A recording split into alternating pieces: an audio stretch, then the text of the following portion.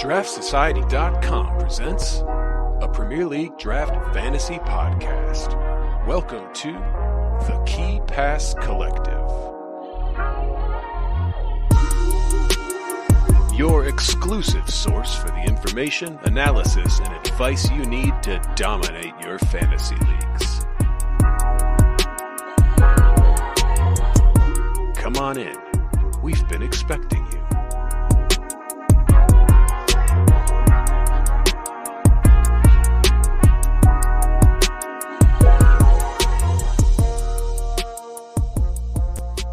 Welcome in, Draft Heads. What is going on?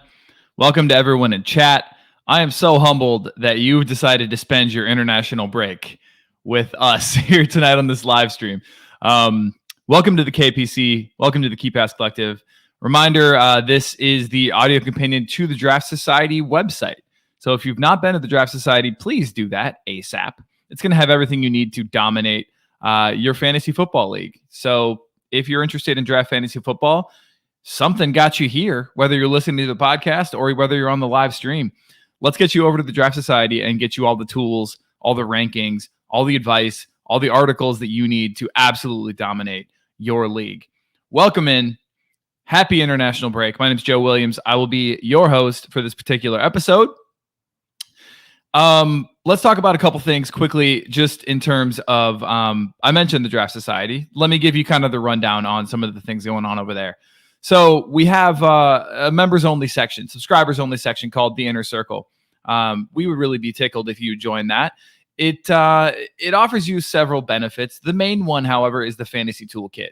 And the Fantasy Toolkit is going to be a bespoke tool that is actually going to, according to your FanTrack secret ID, it's going to give you personalized recommendations for players to add every single week from the waiver wire. It's going to give you personalized recommendations in terms of who you might want to drop from your team, who has the best rest of season value, all these different things. It's over there on the Fantasy Toolkit. You can get that with the season pass. Otherwise, you can join the monthly pass and get all the other benefits aside from the Fantasy Toolkit. And those include things like our rest of season player rankings that are updated weekly, player points projections, sortable consensus ranks, which will come out this week. Every international break, we do sortable consensus ranks from anywhere between usually 5 to 7 to 8 different rankers, different analysts. So you'll have a bunch of different takes for those. We have a set piece taker tracker. We have a ghost point tracker. You can get on our Inner Circle Discord.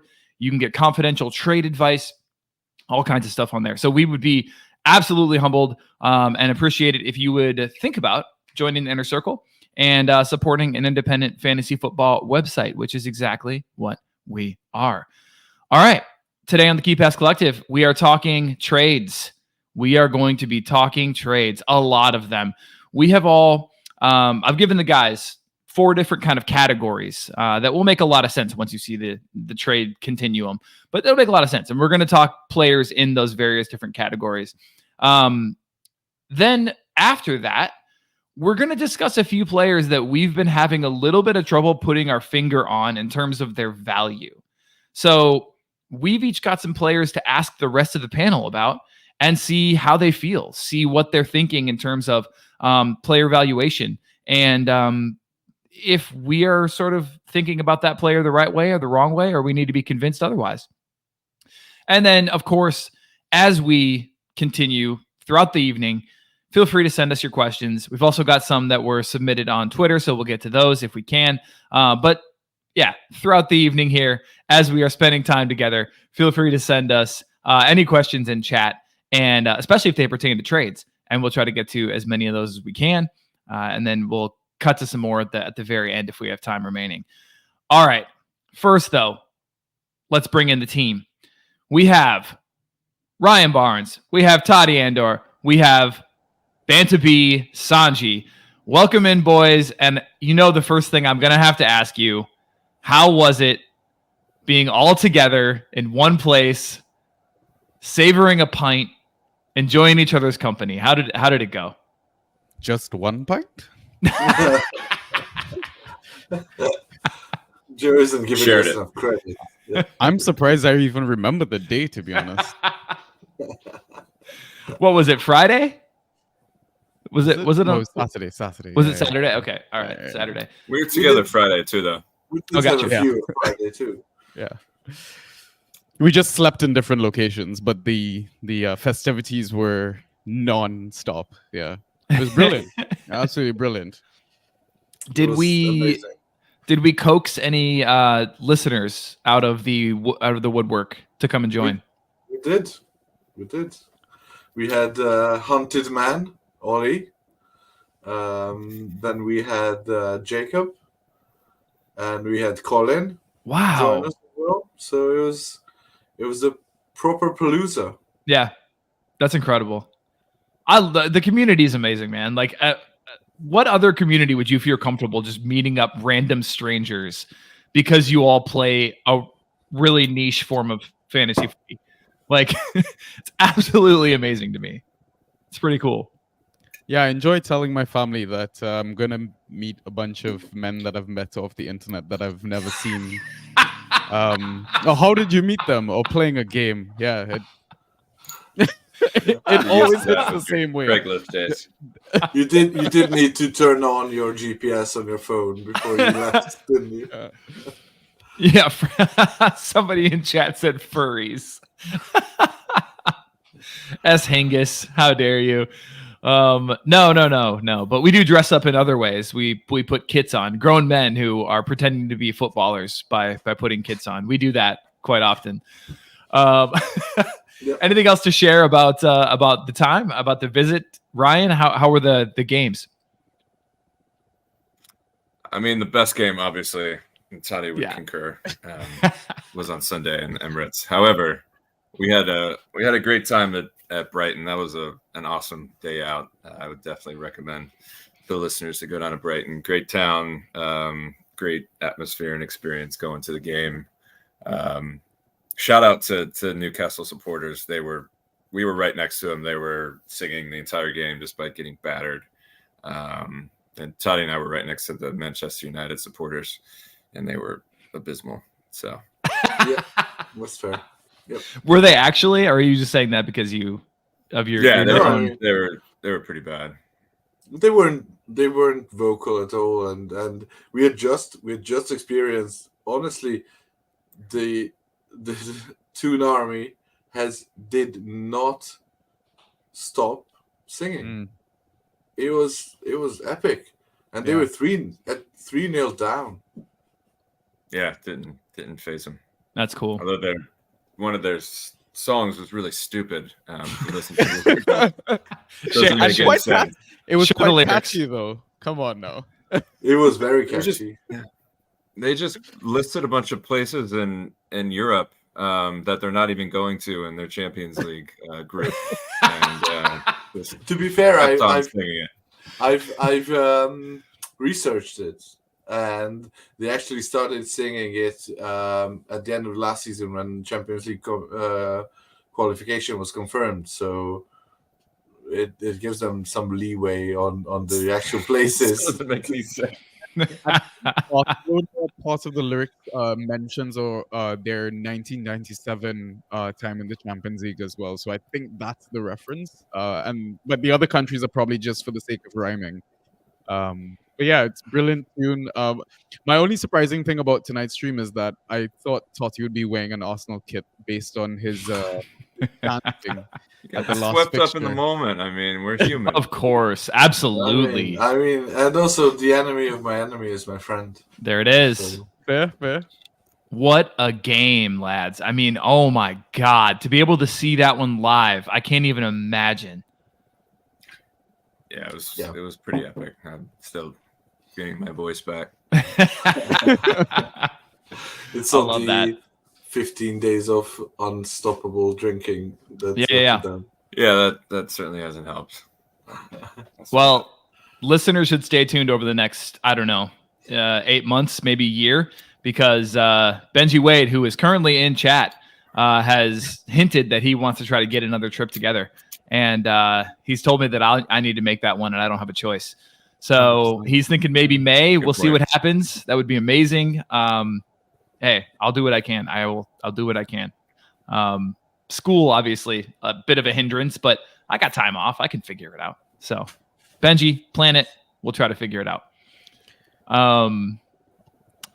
Cool. All right, guys. Well, I'm glad you enjoyed yourselves. Obviously, still huge amount of FOMO, but the pictures looked amazing, and yeah, you guys are silly. I love it. All right, let's go ahead and talk about some trades. So I made this last 2 years ago, maybe. I don't even know. But one day I was bored and decided to make a trade value continuum. And as you can see on the screen, I'll explain it for audio listeners. Basically, you've got the best of the best section is the top right quadrant. These are players that are performing better than expected, and their price is going to be high, and you currently roster them. These are called sell highs. The next best, you could argue, would be a player who's struggling in form, and you have some sort of insider knowledge or a gut feeling that they are going to come good. These are your buy lows. Then I would say the next, probably, if this isn't best, we're at this point, you're basically kind of losing value. But players who are performing well, their price is going to be quite high, but you still want to bring them in anyway. So these are your buy highs. And then finally, players struggling for form or inclusion in the 11, and you've just had enough. These are your sell lows. So these are your players. If you can't get them out of your team on a trade or to bring in some fab, I think, as Ryan will probably remind everybody, a couple dollars of fab here and there is worth a lot in the end. But if you can't, then you're gonna probably end up dropping them at that point. So those are your sell lows. So we have all sort of written down and thought about some of our candidates for each one of these quadrants in this trade value continuum. And we're going to talk through those. And what I would love for us to do is just have you guys kind of present your player for each of the quadrants here, for each of the categories. And then maybe we think about some players who you might target in terms of either bringing in or target, in terms of what might it take to get said player off of another manager. So in that way, we'll just kind of talk through trades, and we'll get to a lot of player valuations, and we'll end up talking about a lot of player form and potential inclusion in the 11 going forward. A lot of that's just going to kind of come up naturally. So let's roll to it. Sell low. We're going to start with your sell lows. So this is bottom of the barrel. This is why we start with it, because we still have a lot of energy. If we did this one later in the show, we might all just log off immediately. But sell low, we're going to start with the duds. So Totti, do you want to kick us off? Which players, even though they are struggling for form, are you trying to ship out? Well, we did bet for Havertz to have 2+ goals in this game that we went to watch, which was a bit optimistic. I will say that. I will grant you that, but seeing him play in real life reiterated some feelings and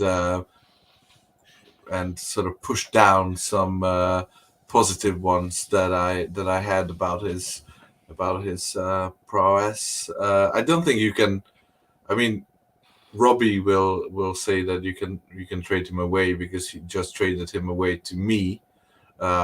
We did a Joachim Anderson for Kai Havertz deal just before the weekend, which kind of ties our last pod well to this one, because I did say that Joachim Anderson is a sell high in the inaugural What's in the Box segment. So yeah, I think if you can find someone who believes that Havertz is the 5th, 6th round pick in disguise that he was a few weeks ago, then it's worth looking at the trade. Still wouldn't drop him, but it will turn. So the next 2 or 3 weeks will be vital for his long-term value. I wanted to put Josko Guardiol here because most of our listeners, most of our serious fans, and most of the serious draft people will have already decided on either never picking him up or not even or dropping him at first sight. But I think we need to cater to the somewhat new VR listeners of ours, and yeah, don't roster City defenders. You can stream them if you want. I would. The game against Sheffield United underlines the reason why we advise against it. Obviously, even us, we do it sometimes in an instance like Sheffield United, and we burn ourselves and vow to never again do it again. So it's just out on City defenders as a whole. And Bernardo Silva, obviously, the signs were already there last season. He had one very good season, and otherwise, he's medium to bad fantasy asset. The issue with Silva, I think, is that he is a player because he plays a relatively attacking role for the best attack in the world. You can't bench him if you have him on roster. Yeah. Because all the other players, most of the players that we have, we are low on.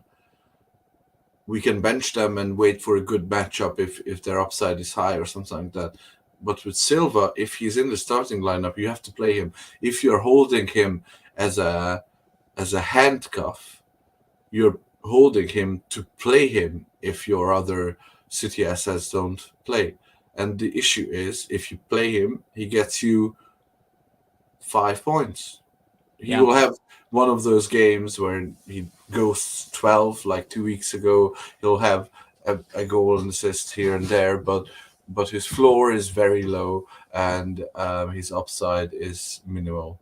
So I would try to convince City asset roster to pick him up as a safety net and get someone on form, get someone who has less name value to try to trade in. My ideal trade-in target for Bernardo Silva would be Taiwo Awoniyi. Oh, interesting. Yeah, I was going to ask you if you had any targets for these guys. Like, who are you hoping to get in for Kai? You mentioned Anderson. Yeah, I was the one who got Kai in for Anderson, and I still would. I still probably would do that deal. So essentially, at this point, I doubt that you can find enough value to trade out Kai. So he's a sell low, but not very low. Like I mean, if you can get, I don't know. We'll go on to the out of form, buy low types, and we might find someone who we can recommend there for Kai Havertz. It's going to have to be pretty low, unfortunately. It does. Sanjy, do you disagree? Do you disagree with any of these, or are you pretty much on board? I mean, yeah, I think I'm on board with all of it. That being said, I roster like 2 Man City defenders in one of my leagues, so I don't know what the hell I'm talking about. Bernardo Silva is just so unpredictable for points, man. I don't know where Pep is gonna play him, position him. Like, yeah, I think like the name alone is going to be able to get you some form of trade value, right? And I would say the likes of like Bilva, Kai, then Guardiol, in that order. But yeah, I completely agree. Because the thing is, City City's fixtures are still good for clean sheets, right? I think they just have these moments where they seem to concede a goal here and there. I think Kai could easily pop up with a goal here and there, and the manager that acquires him will be like, "Oh, I did a fantastic trade." But I think reality will soon bite them. But yeah, I think Totti's picks are spot on. Honestly, yeah, no arguments here. I don't know if Ryan has anything different to say. Yeah, Ryan, let's talk about Kai because we both roster him. Yeah, it's not looking good. It's not looking good, Bref. Well, shit. But having said that, it can't get any worse, and Arteta clearly believes in him and is a stubborn dude. So I can see him persisting with Kai until he finds some form. I think we all need to take a beat and see what happens when Jesus comes back in the lineup. I think he's going to raise all ships, and I think he can help unlock Kai. He's got some confidence issues. I mean, he's just with a lot of these good chances. And yeah. Nope. You're lagging on us, Ryan. Ah, shit. Sorry. I think you appear to be back now, though. I love that shit didn't freeze, though. Yeah, of course. Yeah. You got to get the important things in. No, I'm with you though. I mean, I'm 100% with you. And then as somebody who actually rosters him, I'm not thinking about dropping him. Unfortunately, I'm just not going to do it. At least not yet. I'm going to wait till see what happens with Jesus and cross my fingers at this point because I have tried to ship him off to members of my league and basically gotten laughs in response. So that's where we're at currently. Yeah, unfortunately. But Sanjy, do you want to hit us with your sell low candidates? Yeah, I mean, these might be unpopular picks. These are a bit controversial. Yeah, man, I'm already rubbing my mouth. I mean, it won't be me if it ain't controversial. But I think I mean I don't know if Ryan can correct me if I'm wrong, or maybe I misheard him at some point this season. But I feel like he was a bit lower on Odegaard this season, like replicating his form from last season as well. I mean, you look at last season's data as well. Odegaard, I think, was 5th overall for key passes.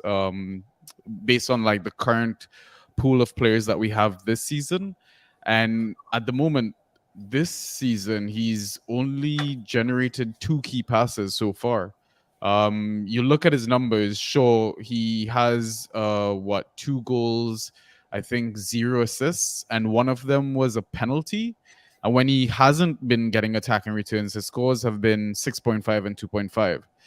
So it's quite concerning that this was an asset that went in the first round, early second round, and he's the captain still, I believe. So you're still going to get 90 minutes out of this asset. Arsenal fans will absolutely love him, will still roster him. The fact that it's still an unknown that which set pieces he's on, etc. Like there will still be some pull. Like I think you'll still be able to trade this asset out. It's just like I don't think that he's going to replicate last season's form. So I'm like agreeing with Ryan in this sense. So it's just concerning that like the numbers that we've seen so far. And listen, it's a very small sample size, and I think like we talked about compiling like a fixture difficulty ranker, based on the first 4 fixtures. And I think Arsenal, if you look at the midfield position, they sat like 11th in the table, so mid-table. So like in that sense, maybe that kind of backs up his numbers. But still, I expected a bit more. At least, a floor of like 8 to 9, and the fact that he had a 2.5 score against probably the easiest opposition of the 4 that he's played so far against Nottingham Forest, it's a little concerning. Yeah. Would I get it, and I think maybe most of us were a bit anxious to get Odegaard in so early, just because of the overperformance. But do you think Jesus back and them getting into a rhythm with their originally planned out attacking moves and rotations brings him up rather than having him stay at this rather unimpressive ghost point wise unimpressive level? Or do you think it's just that he's reverting back to the mean and this is him? It was last season that was an out there season. Yeah, I mean, it's hard to say because Champions League starts after game week 5. Like, who's to say they don't prioritize that tournament a bit for Jesus? Especially given the fact that it's twice now that he's had a bit of a time out with injuries since his move to the club. Supposedly. Yeah, so what's to say it doesn't happen again, right? Yeah, I don't think any of us are projecting Jesus to start 34 games, or even around 30 maybe. So yeah, I don't hate it. Yeah. Depends on what value you think you can get for him. Yeah. I listen, I still think Odegaard is a top player. It's just that, I feel like now is the time to maybe sell them. And like these categories are a bit tricky as well. Like when we were labeling them and trying to put players in pools and stuff like that. But I mean, if he starts banging and starts returning, 15 points average, over the next 4 game weeks, are you really going to want to trade him out at all? Like, I don't know if, like, maybe you can sell high at that point as well, right? But we're not at that part of the season. We're speculating at this point. So yeah. I'm just going with the data that we have so far, what we've seen so far as well. So yeah. Who would you target? Who would I target right now if I'm selling low? Selling low. So I'm assuming the other person is giving me someone that is overperforming then, or underperforming as well. Not necessarily. It could be anybody. It could be anybody. You're just assuming I think that we haven't like explicitly agreed on the definitions of these categories, but for me, selling low means that you're selling a player at his current value, which is lower than his his draft day value. Exactly. And you'd rather sell him at his current value than wait for an uptick, which would result him being in the buy low, which are players who are currently underperforming their draft day value, but we're expecting them to perform at least their draft day value or above. So essentially, selling low on Odegaard would mean that you're selling for an asset that is currently, help me out here, around end of round 2, mid round 3 type player. Right. Would you take Kulusevski? I wouldn't. Sanjy? Kulusevski. It's hard with Brennan there now. That's my turnoff from there. Would you take Gibbs White? Yeah, I think I'd take Gibbs White for Odegaard. Interesting. Because I like Gibbs White gives me Odegaard is probably also to a certain extent a talisman, but I'd call Saka more talisman than for Arsenal than Odegaard is, and I consider Gibbs White the talisman player of Nottingham Forest. So like end of season, I would expect Gibbs White to be competing as the top scoring asset for Nottingham Forest, but I wouldn't expect Odegaard to be the top scoring asset for Arsenal. So I think, yeah, I mean, no, my only concern about Gibbs White though is the fact that Brennan left, and I felt like they had a very big chemistry going on. Those two. Brendan is be... affecting our first two. Yeah. Picks, so Brennan's affecting like our first two choices, but no, I think I'd take Gibbs White over Odegaard. Yeah. What about my boy, Dom? Slobosai. I think I'd take Sobo for sure. Man, he looks so good. Totti, he looks so good, and it's hilarious. Yes, like how much he was getting slated for this preseason form, the numbers, etc. But then you watch him play actual competitive league football, and his goal, his goal was Gerrard-esque. Like the finish was Gerrard-esque. It's just he's involved in every single thing that Liverpool are doing, and yeah, it's absolutely exciting to watch. And yeah, if I could get Sobo for Odegaard, 100% I'd do that. Interesting. Let's circle back when Ryan's computer is back up. Yeah, I'd love to hear his reasoning. I think he will be on our side on this as well. So I think he's sell low on Odegaard as well. I will mention that I looked up his stats. So last season, we're talking all comps here. Last season, he had 0.43 goals per 90, and he was 0.31 XG. Right? So he overperformed his XG pretty significantly. He was, however, 0.20 assists per 90 with 7 total assists, and he averaged a 0.3 XA. And I think, if anything, this year, he's going to be a lot more reliant on assists as opposed to those goals. So you could potentially see those assists come up just based on his XA from last year. And I feel like a lot of his goals came from like outside the box. Oh, like, they were kind of like wildies, right? Yep. I mean, there's a chance he hits a few of them this season again. But I mean, yeah, if we're looking at the numbers and stuff that you've mentioned, it's much harder chance that he does that. So, yeah.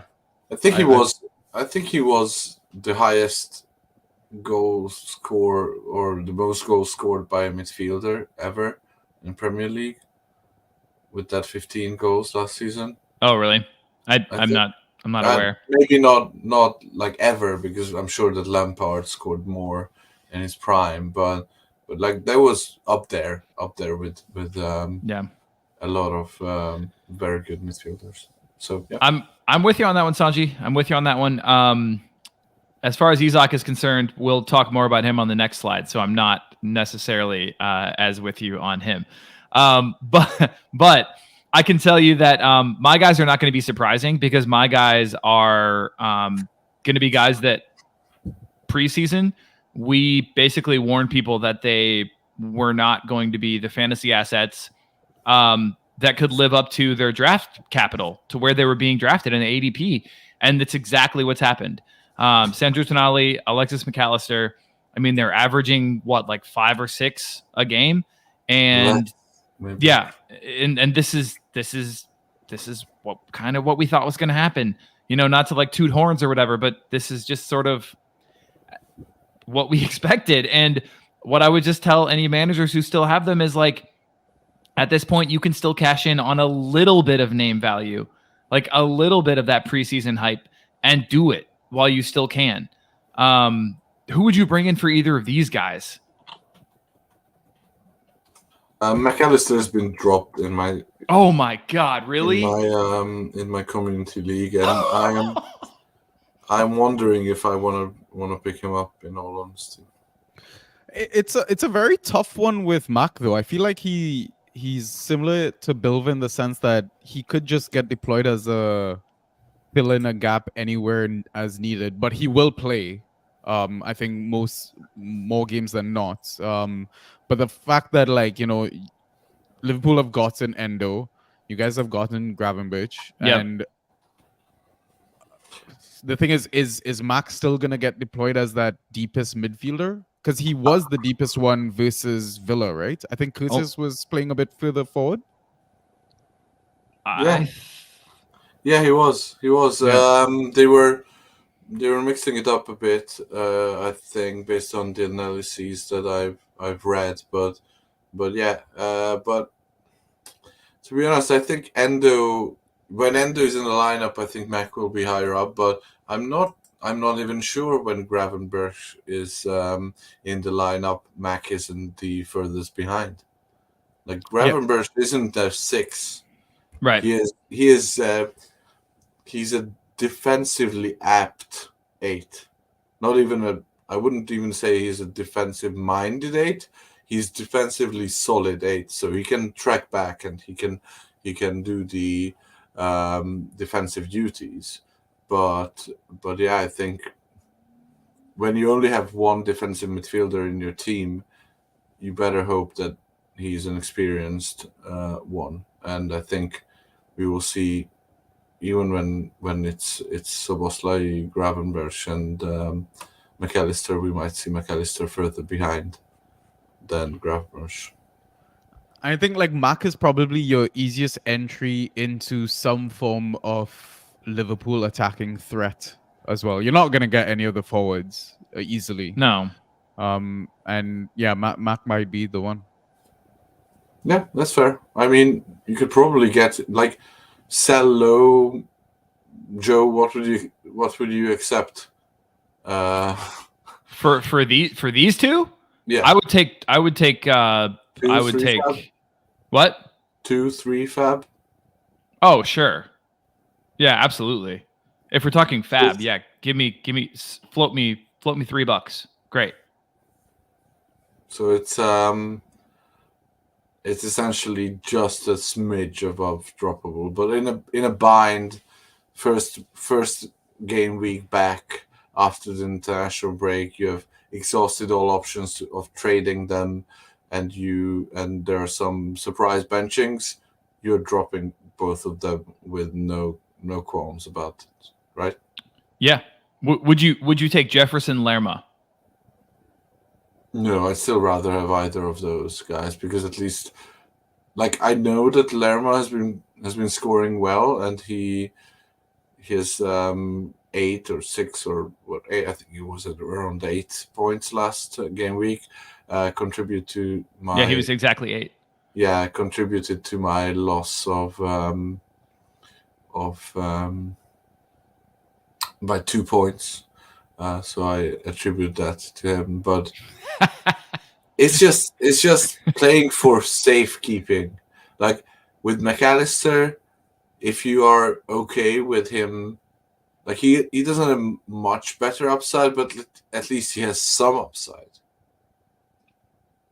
Maybe, depending. I mean, if you think he does, then sure. But if you it's because of how attacking Liverpool can be, and like how many goals we've known them to score over the last few years. He's going to get on the end of some random shot that goes into the top. Eventually, I would have expected him, or half expected him to end up in the same position as Szoboszlai did for that Villa goal.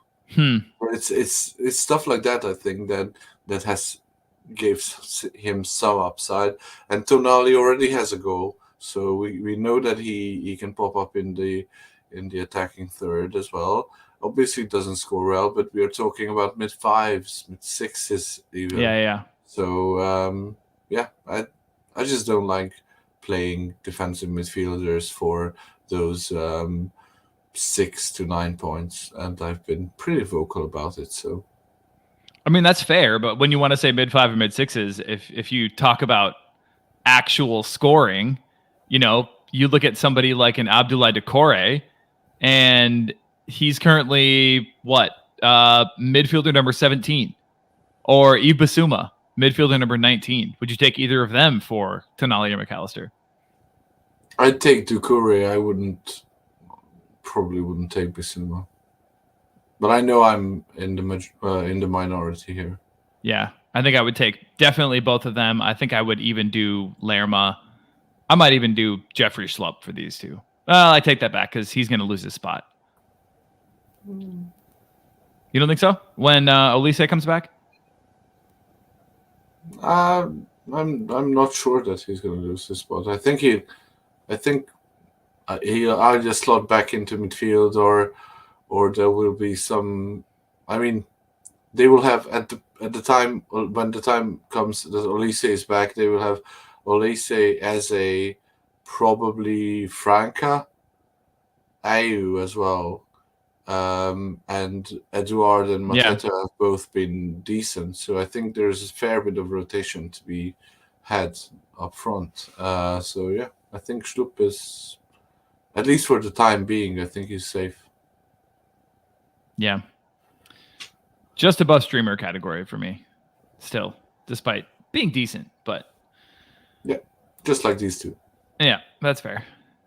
Ryan, how are things technically? He's Ryan. muted. So. All right. Russell Manos. Do you want to hit us with your sell lows? Yeah, if I can get through. Sorry about this. Oh, well, no, we'll let you know. We'll let you know Garbage. if it messes up. Okay, good. The first one's pretty self-explanatory. Grealish has been pretty bad. Rotated, also apparently picked up a knock. So I don't think it's going to be a Grealish season. And I think he still has some name value and cachet in the community somehow. So I think it's a sell low before it gets any lower kind of thing. João Pedro, I like as a player. He just seemed a bit off it when we saw him in person, and obviously Enciso's injury means he's going to be rotated less. But they have Fati and they have a ton of other players that can step in, and so I think rotation is still on the cards.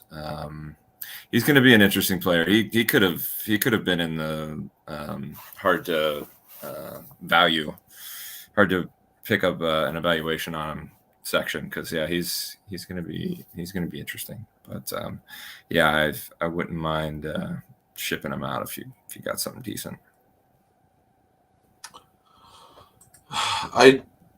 If I can take the baton, I disagree with both of those. I think Pedro is. So if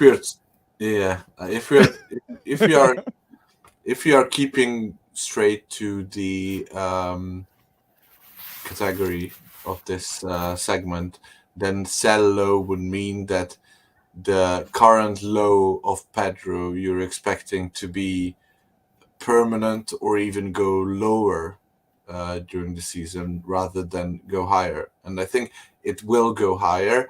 The expected minutes issue is there. I don't doubt that, and I don't disagree with that. So I don't want to challenge you on that.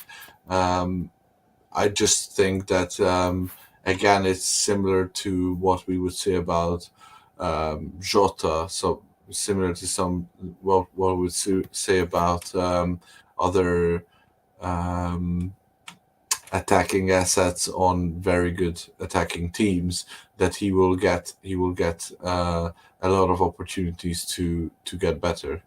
As for Grealish, I know the hate is there, and it is absolutely real. I will read you a bunch of numbers from the end of last season.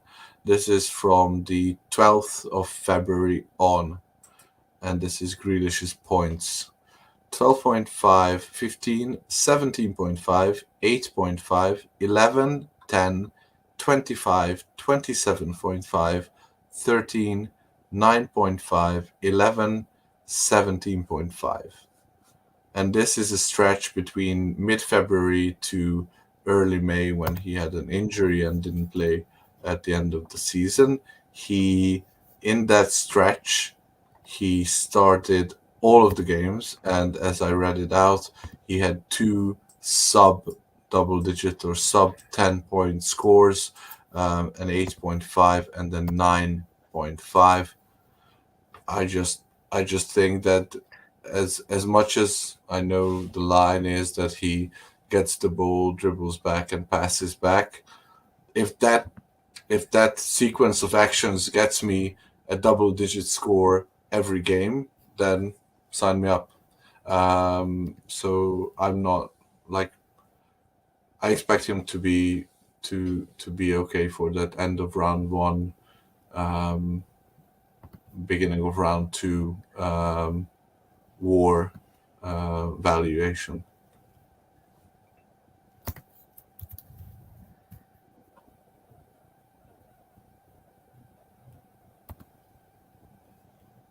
You're muted, Joe.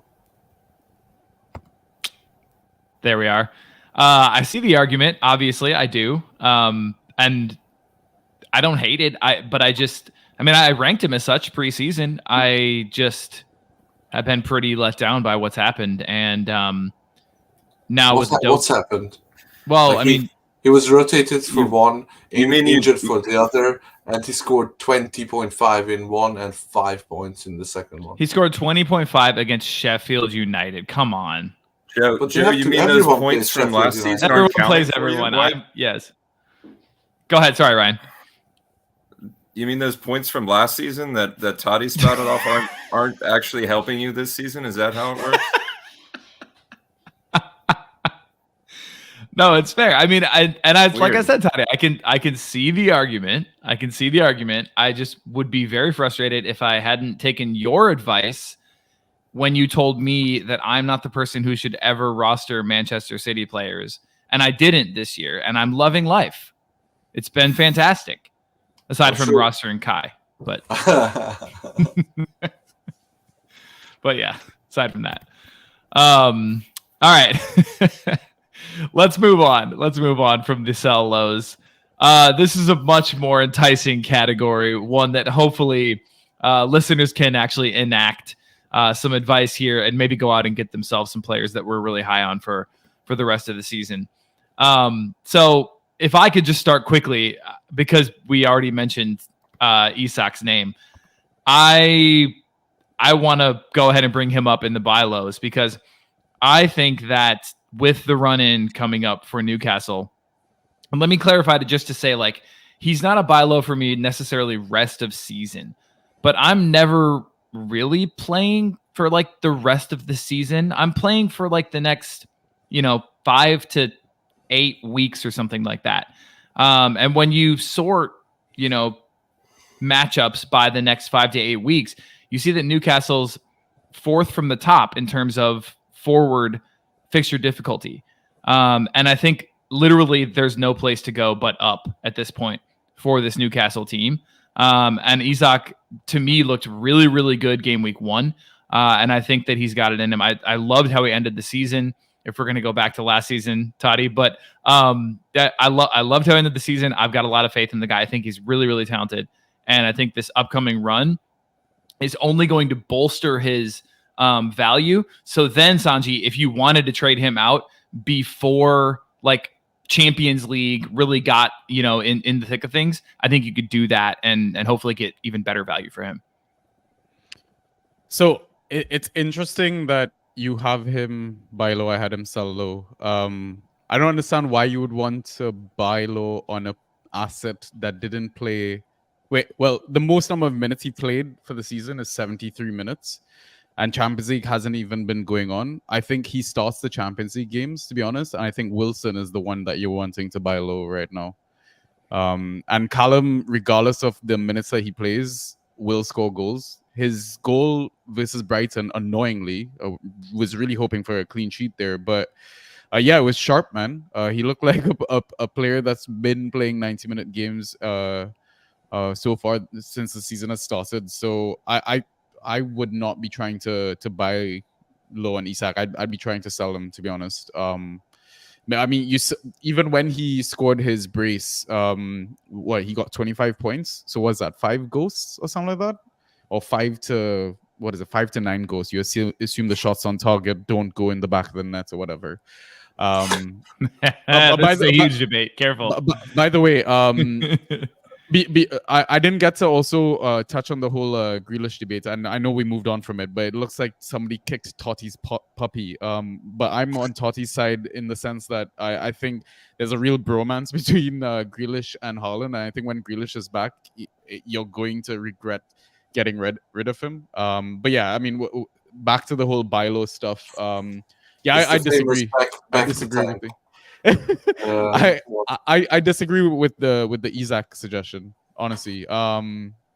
Yeah, that's it. We have, let's see, we have Brentford, Sheffield United, Burnley, West Ham, Crystal Palace. 1 second. Wolverhampton, Arsenal, sure, and then Bournemouth coming up. And what is that? The next 8? I think after Bournemouth on November 12th, you will get a much better value for Alexander Isak. And I don't think you'll care that he's only been playing 65 to 70 minutes, because if he's bagging goals, who really gives a shit? That's my take. But I also included Olise on here. There's going to be some home leagues, listeners, viewers. There's going to be some home leagues where people are fed up at this point. And he might come back and struggle a little bit, and he might come back and be really, really, kid gloves sort of incorporated back in the squad, as he should be, because that injury has a history of re-aggravation for different players. And so there's going to be managers out there who get really fed up with waiting around for Olise. But I promise you, once he is fit and firing, he is a game changer. He's a league winner. So now is your time, maybe even another week or two, as people get more and more frustrated. Now's your time to bring him in. Who wants to go next?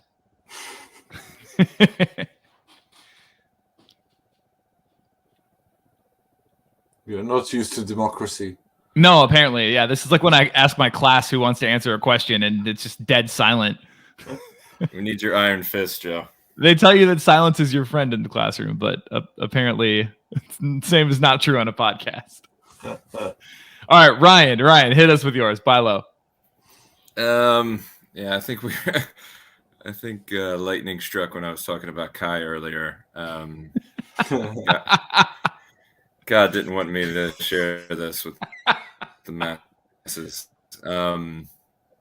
I'll go Martinelli real quick. He's been pretty middling, kind of like, not too much, or like 13 or 14 with an assist. Hasn't scored a goal yet, which is pretty much his forte. I think he's a good finisher. But again, Jesus is gonna, I think, change all that, and he just unlocks Martinelli on that left side. So I think he's a buy low. I think he'll come good. Kai, it's more of I think he's rock bottom. I think you can get him in cheap. And like I said, Arteta believes in him and will keep playing him. It's a good team. We got to see what Jesus does with him. So I think he's just kind of a rock bottom buy. On Ali, Watkins, and Alex Moreno, it's kind of similar to the Newcastle argument that they've had some tough fixtures, and it's he's done fairly well, but the 1-pointer against Liverpool was bad. And then, Alex Moreno is kind of like Olise coming back from injury, and folks might have forgotten about him. So that's it. And we talked about this briefly on our group chat, but you're pretty confident that he comes in and still displaces Digne, despite Digne having good form. 100%. I've heard Emery praise him as well. Digne hates Digne with a passion, and loves Moreno. He bought Moreno. That was his first buy. Yeah. So does that mean you disagree, Totti? No. I mean, I'm not very excited. Like, I'm moderately excited by Moreno, and definitely for the fixtures, not like in a vacuum type of all-season fantasy asset. With those fixtures, I think he's a good buy low. Depends on how low you can buy, obviously, but yeah, for sure. He's definitely a good one to get. Solid. You want to keep talking and tell us about your buy lows? Yes, both high-end defenders, Trippier and TAA, have not been playing their round one value, and I think both will come back up to heaven from earth. Trippier's Newcastle's run of fixtures has been very bad. Yeah. And now it's going to open up, like you said, with Isak. I think Trippier plays all games until he eventually gets injured or dies of old age. And I do think that if he rests, he's going to rest Champions League. And I think I mentioned this on last week's pod that I think the fact that Newcastle are ahead of schedule in their sort of plan to be a title contender Champions League club, they have been drawn in a very, very difficult group of death. that like if they had Arsenal's group, they would probably go for it and try to get out of the group. But I think this way, they will put up a good fight. They will have a few decent results, but they won't break their team and sacrifice potentially top four for eventually overextending and maybe not even getting out of that group. So I think if Trippier sits, it's going to be in the Champions League. And TAA has played 2 of the games out of the 4 games that had already happened without finishing the game with all of the Liverpool players on the field. Yeah. So I think that's definitely a huge caveat to his scoring. And we've already seen that he was electric against Villa. And we have already seen what he can do. We know his value. I think this is the time to buy low on owners or rosters who are a bit shaky in his valuation. My second slot is occupied by Marcus Rashford. He hasn't been. I mean, he's been playing decently, but I think the fact that he was required to play up front for most of those 4 games, and when he wasn't, it was Anthony Martial playing up front and looking to help him in inverted commas. It does not help his valuation. And as a whole, United had been in shambles and still probably are with all the Anthony rumors circulating. The only positive we saw, and I think once Ryan is back, he will agree with me. The only positive we saw from the United team on Sunday in that game against Arsenal was Rasmus Højlund. And the fact that when he came on, he energized that whole attack gives me hope for Rashford to finally occupy his favorite left wing position and start scoring.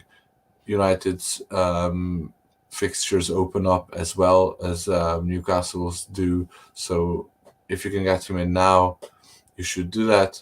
And I didn't want to go and not mention my boy Harvey. I know everyone's very low on him, but I think he's the epitome of buy low in a sense that you can get him for dirt cheap. I got him in for James Garner plus 5 fab before the big run of fab wars for the final transfers that came in. I think that's a no-brainer. You can get him probably for one of those aforementioned defensive midfielders who are currently playing well, decently, and he has a chance to pop. He has goals in him, and I think Gordon, while playing okay,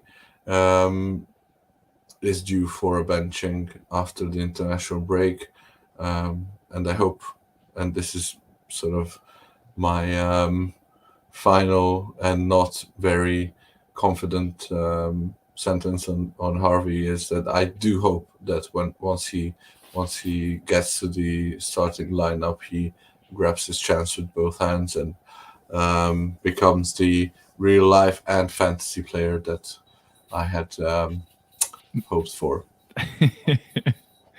Yeah, that's fair. A couple things on that quickly. So Trippier, I actually have him in my buy highs. So I totally agree with you. My only thing is I don't think that the Trippier manager is going to be scared off by the 1.5 against Brighton. I think they've been getting basically 10 points per week every single week from him, which is not as much as I expect him to score, going forward. But I think that his valuation hasn't changed all that much, but I'm still seeking him out if I can. So I'm with you. I just don't think that Trippier managers at this point are really all that worried. If that makes sense. That's why I have him as a buy high. Yeah. I mean, essentially the advice at the end of the day is the same, to try to get him in. Whether the manager is valuing him a bit lower than his draft day value, then he becomes a buy low. Then if he's valuing him on the same as his draft day value, then it's a buy high. Yeah, fair enough. Yeah. All right, Sanjy, hit us. Buy low. So, buy low, James Tarkowski. He, for the past few seasons, has been a top 5 to 10 defender overall scoring. I mean, he's not had a great start to the season. He has the same number of points as one Jared Branthwaite, averaging worse points. But I still think he is a beast of a player. I think he would be one of the most nailed options for a defender from that Everton team. Is just that, yeah, I mean, it's concerning. Everton keeps conceding such shit goals, such shit situations. It's a little concerning that Branthwaite is scoring better than him while playing at the same time, but I still believe in Tarkowski. He's one of those proven assets, and I think it's just a matter of time until he comes good. But yeah, I think it's a good time to buy low on him as well, just because of the scores that he's been getting owners. What has it been? 5.75, negative 2.75, 6.5, and 2. Yeah. And the other one is Nico Jackson.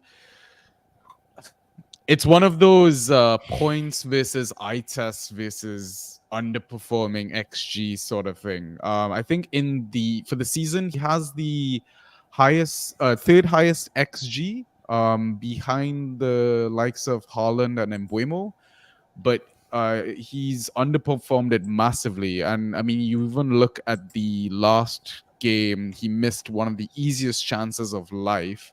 Yeah. But I mean, to me, I'm looking at the positive in the sense that at least he's getting those chances. He's in the right places. And I mean, I feel like people forget he's only 22 years old. It's his debut season in a team that has a new manager with a bunch of new players. You're going to have to be a bit realistic from what you're getting from this asset. But I think at one point, once it starts clicking, yeah, you're gonna want a piece of that Chelsea attack, let's say. I mean, we're getting questions about, is Breuer gonna come in and that sort of stuff, and I mean, that's genuine concerns for sure. But what Nico Jackson brings to the Chelsea team is his ability to drive forward with the ball is a serious asset to the way the team plays as well. And I think there's so many positive traits about him that gives him that sort of nail status at the moment in that Chelsea team. So yeah, the fixture run also is too good to be true. Up on like for the next maybe 3-4 game weeks, and you could see returns as well. So I think right now it's a good time to buy low. Like even when he got his goal, he scored 22 points. It was still a healthy ghost point return as well, right? So yeah, I mean I'm an owner in multiple leagues, and I'm not selling him or giving him away anytime soon. Yeah, that makes sense. I was skeptical until I watched him pretty closely this last week because you and I were facing off, and I was praying for a quiet week from him, and I got very, very, very lucky. You were mentioning his XG. So per 90, he currently is sitting at 0.25 goals per 90. His XG is almost 1. It's crazy, right? That's a huge disparity, huge. And it either takes somebody who's very bad at finishing, like a Kai Havertz, or it takes just somebody who's unlucky and still getting their feet in the league. And I think that's what we're dealing with here. Although, yeah, Robbie mentioned this in our group chat, Sanjy. He does have a Bambi-esque side to him, where he sort of sometimes looks uncomfortable on his own feet. Maybe that's just because he's young or lanky. I don't really know. When you say of Bambi sort of players, the name is slipping my mind, but there was a Crystal Palace player, winger or whatnot, and he played for Everton as well at one point. He just looks chaotic with the ball at his feet or whatever, but somehow he still is a threat at the same time. Like, yeah, it's a weird thing. I think you just need to be patient if you're an owner. But at the same time, like there will be other Fantrax managers that see the potential and will want him. Like you will definitely get offers for him. Balassi, thank you, Gavin. Gavin's got you. Love you, Gavin. Gavin's got you. Yeah, Balassi, Yannick, man. Oh, what a unexpected ball of chaos he was. Yeah, I miss seeing him in the league, honestly. I feel that way about Ducore sometimes, and I watch him too. Like he's just very like limbs all like Jack Skellington out there running around. Very Peter Crouch-esque. Yeah. Anyway, all right. Okay, let's move on, guys. Sell high. So these are your cash cows. These are the guys that you have invested in early, and you maybe did so with a plan, and you are hoping now to cash in on your foresight. So yeah, these are some of those interesting names where if you see things taking a downturn, or if you see the current levels as being unsustainable, this is where you want to get them out as soon as possible before reality sets in, if you will. Totti, you want to hit us with your sell highs? Yeah, I've listed a few. I'll start with the very highs, the nosebleeds, and that is Julian Alvarez and Pedro Neto. I doubt either will be a top 10 forward at the end of the season. Maybe for WAR, Alvarez will be, but I doubt for overall points. And they are currently in the top 5 overall in the league. I think if you can convince anyone of their sustained prowess, then I would sell them. Neto, you most likely got around 10-ish. So anyone who like any of the players we mentioned before, like Isak, who was our buy low candidates. Rashford, yeah. You're not going to get Rashford. Jackson, yeah. I think Isak and Jackson are good examples. Jackson is very close to Neto. I'm not sure I'd definitely go for him, but I can see the argument for selling Neto for Jackson. For Isak, I definitely sell Neto to get in Isak. Alvarez, I'm looking for a round 1 or 2 asset to get back. My lower ranked sell highs are Anthony Gordon. Anyone who thinks or is convinced that Gordon is nailed should be able to pay you a pretty penny to get him off your roster. And Destiny Udogie, who has been on fire for scoring and playing really, really, really well. I just think that Spurs are going to Spurs at the end of the day, and I think he will have a lot of games where he's found out he's stuck in the opposition box doing 1-2s with whoever's playing left wing, either Son or Solomon or maybe a drifting out Madison, and someone loses the ball and he doesn't make it back, and it's a bloodbath like we expected some of the games, more high-end games, to be with Postecoglou's system. So I think at this point, if you can package him as a defender 1, which he's scoring as right now, then you should definitely sell him high. Hence the name of the segment. All right, Ryan, I'm going to open up to you for a Pedro Neto rebuttal. I feel like you should start with Alvarez, really. Or Alvarez. Yeah, Alvarez. Yeah, we all know that I've been pretty high on him.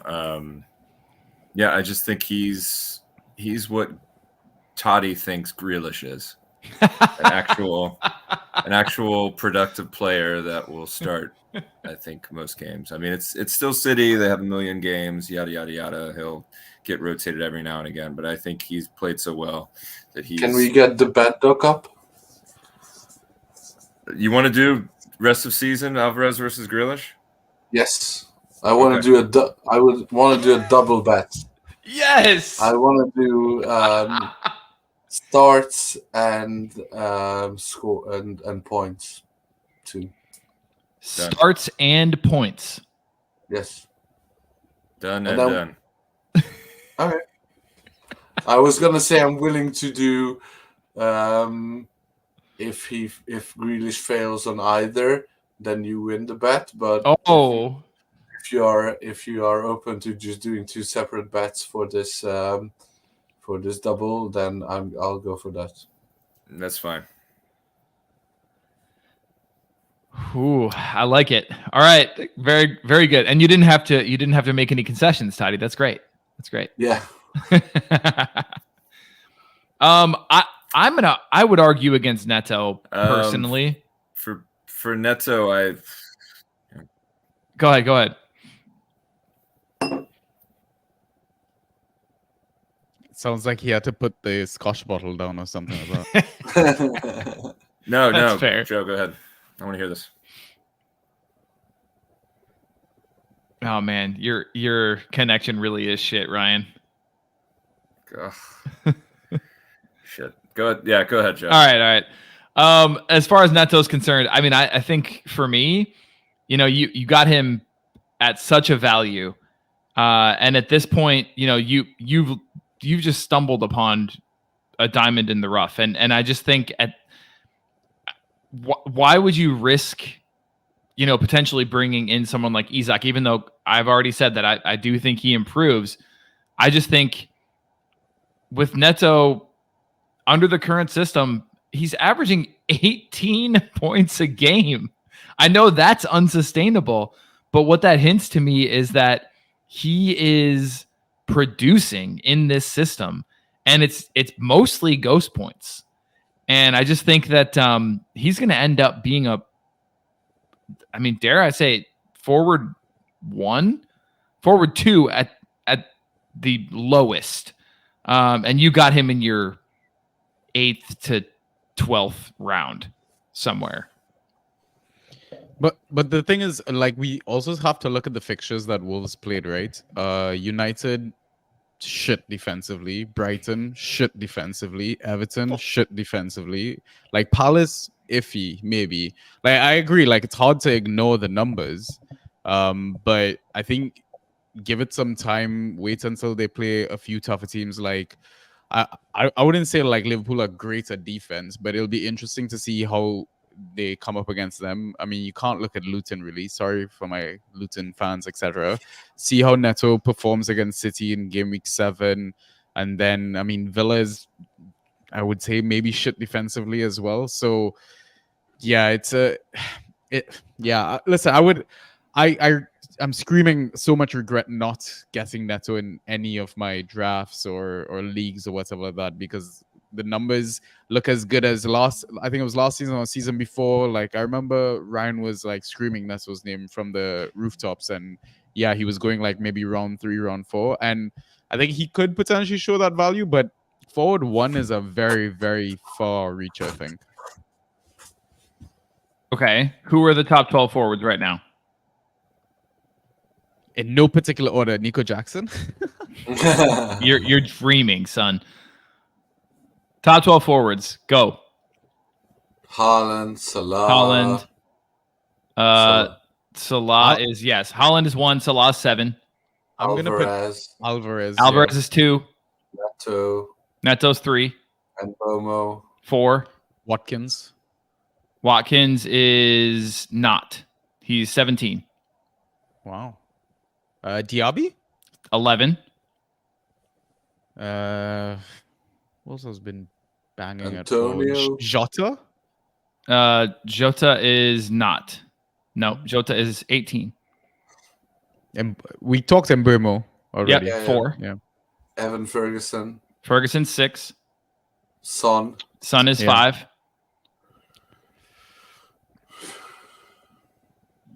Antonio? Nope. Johan Wissa. Johan Wissa is number 12. Raheem Sterling is number 10. Taiwo Awoniyi is number 9. Odson Edward is number 8. There is room in that top 12, boys. There is room in that top 12. I mean, I don't hate Neto being in the conversation for top 10, top 15 forwards, but it's unsustainable. Well, yeah, 18 points per game is unsustainable. But I think you will be around 10, 12 points per game, which is decent. Okay. But I think Isak will not be 8 points per game either. That's fair. But like, who do you think you're gonna get for Neto? Like, what are you expecting to get for Neto right now if you're doing a trade? Well, you said what? Isak, you said potentially if someone's low on, like, I don't know. I wouldn't take Isak. I would keep Neto. What about Mbeumo? I would probably take Mbeumo. Yeah, on penalties. Yeah, I don't think the Mbeumo owner is going to do that. Would you take Jackson or Neto? That's what I said. That was very, very close. Yeah, you were spacing out. You must have been spacing out. Yeah. Oh, would you? Okay, well, I guess this one's tough, but would you take Darwin or Neto? That's a good one, actually. Yeah, that's a very good one. And that's one that Ryan should answer. You could get that over the line. You could get that over the line. Both ways. Mm-hmm. Yeah, that's yeah. So maybe that's what you focus on, is a forward who you think is coming into kind of like a good run, where they're going to see a lot more play time. Darwin maybe being one of those. Yeah. Interesting. What about very good segue to your sell highs? What about Neto versus Evan Ferguson? I would take Neto. I would absolutely. I would give Ferguson immediately for Neto. Is it because of the expected minutes or the ghost points or what? Exactly. Because I think we might have consensus agreement on Fergie finishing with more goals than Neto at the end of the season. Yeah, I would agree. Yep, I would agree with that. So Neto will make that up in ghosts and actual starts. Well, yeah, and/or assists. He already has 3. Yeah, I think he will. I don't disagree there, but I think you can get more for Neto. Oh, sure. I'm not bringing in Ferguson. I would send Ferguson for Neto. That's what I'm saying. What about Ollie Watkins? For Ferguson? For Neto. That one's really close to me. Because they have Europa League. Mm-hmm. Not that he has a deputy per se, but he's lost penalty duty, seemingly lost penalty duty. So that's close. That's close. Like Jackson, Watkins, and Neto would be around a similar valuation for me. Yeah, that's fair. So I think one of the reasons also Neto's ghosting so well is he has the most number of accurate crosses into the box of all players so far for the season with 12. The next highest is 6 by Trippier. And he has 13 key passes. So I feel like these are just crosses into the box and he's hitting either Cunha or Kaladzic. And what if those drop off, right? Nothing's happening at the end. Yeah. Right. Like, what happens if these accurate crosses aren't accurate anymore? Does he just drop off a cliff? Because this is like basically 3 points every time he crosses the ball in. Yeah, I agree. Yeah. I mean, that's fair. Ryan's saying, look at his 2 assists versus Palace. Crosses to Cunha and Sasha. I mean, yeah. I mean, I don't know. He's done enough to convince me at this point that he's in a role where I'm selling high if I can get something like very high. But would you sell him for Alvarez? Oh, 100%. Yeah, obviously. Absolutely. But you yourself told me you're expecting him to be a 12-point per match player. Right now, the only players that are better than 12 points per game are the top 12 we just mentioned. Yeah, but you're going off of 4 game weeks of data. No, I understand. But I'm just trying to tell you that 12 points per game is actually massive. Like 10 to 12 is, I think, what Totti said, though. 10 to 12. Okay, so if we go down to 10, then we include Ollie Watkins, Jordan Ayew, Dominic Solanke, Marcus Rashford, Eddie Nketiah. But we're still leaving out every single Liverpool forward not named Mohamed Salah. So would you go Rashford or Neto? Oh, I would take in Rashford if anyone's willing to give me Rashford for Neto, I'm biting your hand off.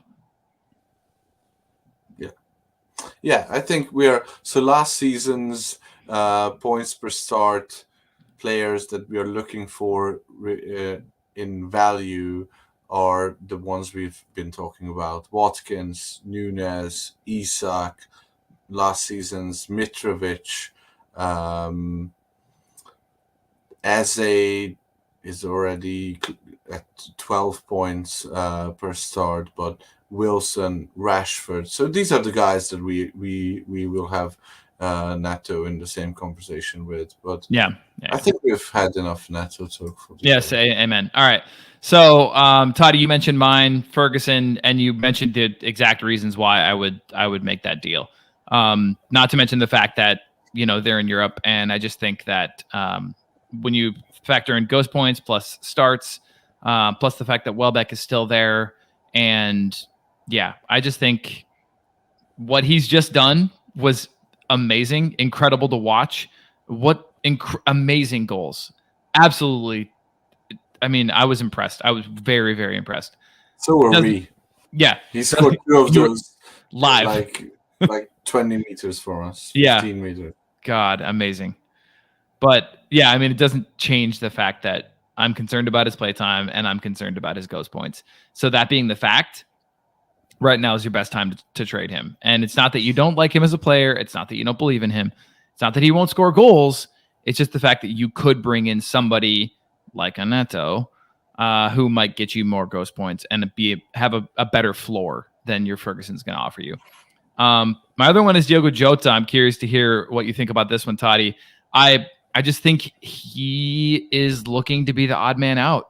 And there's going to be games where he is included, yes, from the start. He's going to get some starts, sure. But I don't know that he's ever going to play 90. I don't know how many games he's actually going to start, and I don't think it's going to be worth it when you currently have him sitting at a 9.88 points per match. Sell him high on that Bournemouth result because that 27 is going to be few and far between that he scored. Yeah. I mean, again, if you can sell him for value, like if you can convince someone to have this to be in the same conversation as the guys that we have just stopped talking about, like the Netters, Watkinses, and Bomos, then yeah, sell him. But I doubt that you can do that, even with those 2 goals. And honestly, I hate to say it, but I would definitely wait until Thursday night when the Saudi window closes. That's fair. Yeah, that's a really good point. I hadn't even thought of that. That's a really good point. Oh, curse you, Totti! How dare you even mention that out loud? Because I see a close to 0 chance I that know. Salah leaves in the next 1.5 day or 1 day. But it's a distinct possibility, but still a possibility. So I wouldn't that will reshape the whole Liverpool attack, and that's it's a very distinct possibility in the next 1 day, but it's a definitely more real possibility in January. Yeah, meaning if you're in a league with less trades, if you think that you're buying someone or selling someone for a longer period of time than what you mentioned, Joe, at the beginning, like the 4 to 8 game weeks, then Liverpool forwards will get a bump as we get closer to January, based on the expectation that the Saudis will come in hard for Salah in January too. Yeah. That's what Ben Chickens is saying in chat, and I cursed him for it. But yeah, he's not wrong. Money talks. He is not wrong. All right, Sanjy. I'm looking at your players here, and I can't help but notice that you've got one that I was mentioning earlier as a player to bring in. Yeah, you are at odds today, you guys. I did want to kind of touch on the Jota thing. I had Go one for question before we talk about my picks. Would it surprise you if after Salah, let's say Salah stays as well full season, Jota ends up as the next Liverpool player, both goals and assists combined, like second highest in terms of attacking returns? It wouldn't surprise me one bit. It would surprise me if those come with the second most starts, though. And Yeah, that's what we are looking for in Fantrax. Yeah. So, I mean, I don't know if we have listeners in our chat right now that play with like auto subs and stuff. And I know this is like a forbidden word that we talk about, but I know there are leagues that still utilize this, right? I mean, Jota has to be one of those sort of assets that's like a prime candidate if you play with auto subs, right? That you'd be wanting to get in. Yeah, very much so. Well, and we have, I mean, I hate to even bring this up. We have several examples already this season with the added time, which we were all like, is this really going to be a thing? Well, guess what? I mean, look at Jesus just this last week. There have already been, and Darwin, and there have already been several examples of players who've come in and scored goals in the extended stoppage time, to the point where you might start thinking about that upside versus a player like an Yves Bissouma, right? Or like one that you might be mentioning in just a moment, Sanjy. Yeah, so Solomon, I think he played the first appearance that he had. Did he play like 1 minute or something like that? And he got 1 point. It's a pretty good return right there. It's right? 90. So, he's going to score 90. he's basically going to score 90 points every single game for the rest of the season. But his next appearance was 28 points in 67 minutes. He got 2 assists. I think, like, we've seen his ability to score like wonder goals as well while he was at Fulham. I mean, mind you, it was like carbon copy goals or whatever. But this Spurs team looks very, very exciting. Like, Yeah. I'm upset as well. I don't have a piece of the Spurs attack. Like, Ange Ball is real. And yeah, I mean, Solomon might be like a massive part in it, but again, I go back to the Brennan Johnson factor as well. I feel like Brennan can play anywhere across that front three, and I worry about Solomon's minutes and consistency of starts and all that sort of stuff. So I think you might be able to get some value out of selling him. I don't know if you're going to get a player in return. Maybe you can get some fab. You know, you sell him to, let's say, the Richarlison owner, for example, because after Son's performance up front, I struggle to see Richarlison retaking that position unless, you know, he absolutely bangs against Sheffield United at home. It's a prime opportunity for him to prove himself again, but I see Son taking that centre forward role. So you're now looking at the wing positions, right, at Spurs. So I think, yeah, maybe you can sell him, get better value for Solomon, because I mean the potential is there, the upside is there for sure, right? It's just not someone I think I want to be rostering as like my lone Spurs asset. Yeah, I think he's a prime sell high, like a poster boy for it. I just had a combo with a friend of mine who got an offer of Solomon and McBurney for McNeil. So I think people are trying to sell high, and we should encourage that 100%. Get the market going, because yeah, I agree wholeheartedly with everything Sanjy said. Like, I'm very excited about Solomon and the whole Spurs attack, but I don't want to have just the one person from there. And honestly, if I was gonna have someone, it would have been Son or Madison. All the rest are up for shuffle every time the lineups come out, and I've just sold Madison. So you sold Madison? Whoa! I have. What did you get for him? Yeah, please. I got Mitoma and Rashford. Wow. Oof. It's close, but I like your side. Yeah. That takes some balls to give up Madison, man. I mean, you got a haul in return. Let's be honest. You got an absolute haul. And a Madison with no European football either. Yeah.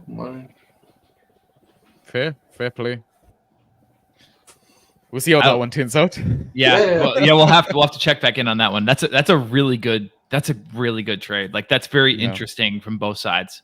Yeah, I think it could turn out to be a win-win. Yeah. One of the rare win-wins. Benji brings up Madison's injury record too. So I mean, yeah, Totti, that's, and I know it's funny too, because I know how much you hate 2-for-1s. Yeah, I do. But if you're getting a first and a second round asset for a first rounder, exactly, that guy gave up so much of his team, like so much value of his team. It's crazy. But if you're a good streamer, if you like a manager, if you stream well, then that open spot is not something to take lightly. And I'm struggling with the number of, like, I'm Graham Potter's Chelsea right now. I have to have 2 separate training sessions for my fantasy team in that league because I have so many players. Yeah, fair. I mean, Madison as well is probably a bit of a flat track bully as well, right? So Well, we haven't seen him play big teams yet, so yeah, we'll see. Well, I guess in this case, I guess we're not counting United as a big team because that Oh, was his really? lowest score. Not right? yet. No. They have to earn that. Let me touch on Lerma though. Yep. Before we move on. So I mean, we talked about him last pod as well. Steady Eddie on the high side as well, just dependable or whatnot. I think this is probably the best it's gonna get at this point. I'm curious how Palace will tweak their system and formation once Olise comes back in as well. Like, does he lose a spot? Does Cheek Dukuri lose a spot? Yeah. If Cheek Dukuri loses a spot, does Lerma then have too much on his hands and he starts getting more fouls, yellow cards, versus looking like a beast of a player sort of thing? So I think it's a good time to sell a bit of a steady Eddie. It's just that I'm wondering, what can you get? Like, maybe you do Lerma and some Fab to get a bit of an underperformer at this time. Like Totti, for example, like I think from what I understand about a chat tonight, like do you still kind of believe in McAllister as an asset, or are you completely off him? Not completely, but yeah, pretty much. Like we've all been pretty much off him from the start. But I still think he will end up not being a droppable player. He will end up being a decent-ish midfielder, 4 or 5. But yeah, yeah. So like, would you take Lerma for McAllister? Let's say McAllister had an assist by now for the season, right? And we saw a bit more promise from him, like being further up the field, not being the number 6. Like, or are you just thinking based on how your league has already acted, you can probably get Mac off the waiver wire or even as a free agent because of his performance so far? Yeah, I think the question here is what really represents the value of my thinking is, if I was putting together a waiver queue with both Lerma and McAllister in it, who would I have higher? Yeah. And it's a difficult question. I think I'd probably have McAllister higher, but I would still have to, like, yeah, I'll still have McAllister higher. Like, Lerma's got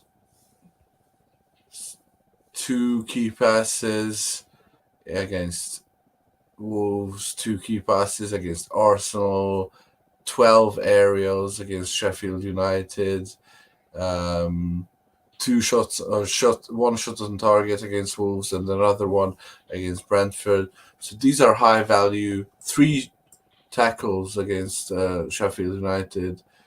So yeah, these are high value point. Not the tackles, but all the rest are high value point getting opportunities, and I think they are not definitely something that he can count on week in, week out. Do you think you can maybe use Lerma plus Fab to get Richarlison? I think you can, but why would you? Sure you would want to. Do you think Gamble on the possible upside of the Spurs attack? I mean, we talked about how good their attack is been. I mean, sure, we haven't seen anything from Richarlison to give us proof that, you know, he's going to be a great asset this season. But he would have gone like what, mid rounds and drafts this season? Yeah. I mean, I'd probably do that. So if I could get Richarlison for Lerma plus 5, and I had some sort of out on Spurs, like a Solomon or a Kulusevski, who maybe not Kulusevski, but yeah, if I had Solomon and couldn't flip him for very good value, then yeah, I would probably do that Lerma for Richarlison deal. Because like I'm just thinking of underperforming forwards from good teams that, you're taking a massive gamble on the fact that they could have some smashing games like, like a Kai or a Hakpo, that sort of thing. That hasn't shown us anything that, I should be chasing these assets down, but at some point they could just be the asset that helps you win your game week as well, right? Versus Lerma, where he's consistently getting like, let's say 7 to 10 points or something like that. But your Gakpo, your Kais could reach 20, right? On the random occasion. So absolutely, like I would probably do that with Richarlison, but not yeah. Wouldn't be excited by it, but no, not at all, right? Based on what we've seen so far, but I'm generally not very excited by Lerma either. Yeah. I'm if I picked him up, I'm enjoying him scoring double digits in 2 of the 4 games. Yeah. But yeah, again, 100% agree. Sell high. Yeah. There's a message in the chat from Gavin an hour or so ago talking about Lerma and how great he's been. And I wish I could put that on the screen currently, but it's lost into the abyss. But yeah, that's okay. I don't know what you would have to do to me to convince me to bring in Richarlison into my team at the moment. But it certainly wouldn't be for Lerma, at least not yet. To me, that's just one of those guys that, like, I mean, Ben Checkins was talking about it. Like, he's one of those guys you just hold, and when you're hemmed up and you're in a spot where you don't know who to start, or you're down by 5 or something, you start Lerma. That he's such a good role player for your fantasy team. But yeah, that's my take on that. Okay, Ryan. Obviously, we all know he's suffering from unfortunate hotel connection issues. Yeah, he's explained. You know the Parks and Rec scene where I just typed in your symbols into the computer, and it looks like you may have network connectivity problems. I know exactly the scene you're talking about. I love that show. Anyway, so he's explaining his picks via written interpreter, is what he said. So he has Joakim Anderson. He's already mentioned multiple times about his mercurial nature. Very, very well put, Ryan. He has a decent points per start, but obviously currently showing better than Ryan thinks that he's going to, as far as the rest of the season is concerned. JWP is an interesting one. Ryan's convinced the assists will dry up and they have City incoming. So that's a very interesting one. Zuma, I think, is pretty obvious, not sustainable. Archer, I'm curious to hear you guys' take on Archer. Ryan says looks goal dependent, and Sheffield's just bad. Sheffield United is just bad. And then finally, Mbomo, which is interesting to me because that's a player, after rostering him last year, that I'm just going to sit on all year from my team. That's me. But Ryan says has seemingly lost set pieces, that's concerning, certainly. Has shown some goal dependence and soft schedule. And I agree with that. But if you notice last game week, you say goal dependence. He was on like 3 to 4 points until like the 80th minute. And I'm aware he scored a goal, but then he ended up with, what was it, Sanjy? Don't you have him against me last week? 18 and a half, I think. 18 and a half. It's something crazy where it was just like, how? Yeah. Anyway, Mbomo, I feel you, Ryan, but that's a guy I'm just going to sit on. He's on my team for life. Like, that's my ride or die right there. I agree with Mbomo. Go ahead, Totti. Sorry. He just said he agreed. Yeah, I agree with Mbomo's take. I think you can sell high on Mbuemo. I just wouldn't do it now. I'd do it before AFCON, right before Tony comes back. Like, I'm still trusting the guy that gets 90 minutes, that gets penalties. he apparently has shown every other attacking player on Brentford how to hit the post. It's crazy how they didn't win that game versus Bournemouth. And we might be having a very different conversation if it was on the right side of the post last game week. So I'm still happy to be an owner. Sure, he might have lost some set pieces, but he could easily get them back at some point as well. Because I think it's just him and Matthias Jensen that are sharing the pieces. And the Brentford's model is like they're one of the best clubs as well, like at set pieces. So on the off chance he takes a random one, it wouldn't surprise me if he gets an attack in return as well. Yeah, I would be hard pressed to be selling him right now, and I think it's crazy to be selling James Ward-Prowse at all. Like I like the James Ward-Prowse sell high much better than the Mbomo sell high. Would you sell, like, I think you can sell James Ward-Prowse for very good value right now. Mm-hmm. There's a lot of hype. There's a lot of hype, and like Ryan said, he's not gonna get a random open play goal every week. He's not gonna get barely ever. Barely ever, yeah. Not gonna get an assist every second game week. So yeah, I think I'm with Ryan on that one. But there's not a lot of higher ranked midfielders that you can target. So if we are looking at like midfielders at the top end, then you're quickly sliding into the same conversation as we were with Odegaard. So like, would you sell Ward-Prowse for Gibbs White? Would you sell Ward-Prowse for Soboslai? Yes. Would you sell Ward-Prowse for Odegaard? Yes. Yeah, I'm all in on those as well. Like Sanjy, I disagree. I'm on Ward-Prowse over all of those guys. I don't know. That's just I'm listen. I might be like a lot of Ward-Prowse bias and stuff like that. Like, just I'm Sounds not like it. I'm not expecting Southampton level numbers. Obviously not, because I mean he had penalties. He was the heart of the team. Sure, but he has a monopoly on the set pieces, and West Ham have a lot of big targets, a lot of big guys. I still think he's gonna ghost well enough. I think he's gonna start. But he hasn't been.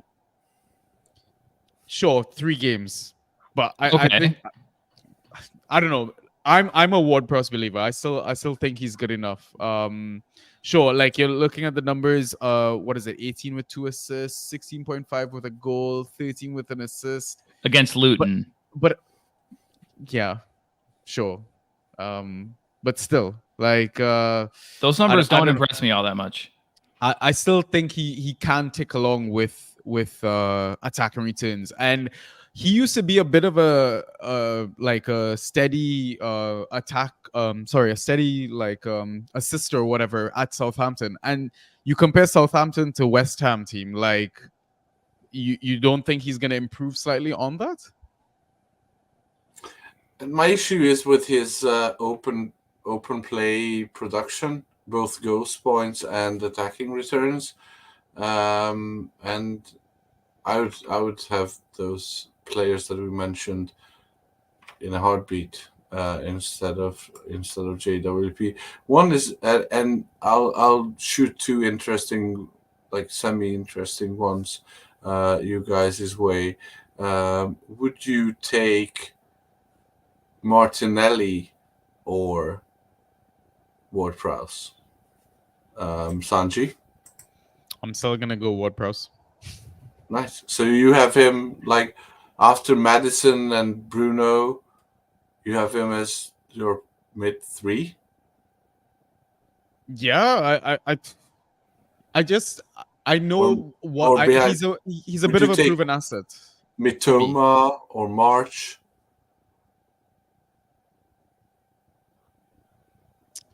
The Mitoma one is harder for me because I think like Mitoma is like talisman level. March is the injury that he had last season, and with Europe, I don't know what to expect from Brighton altogether. Like, I don't know if he's gonna last the full season. Listen, March is a great player.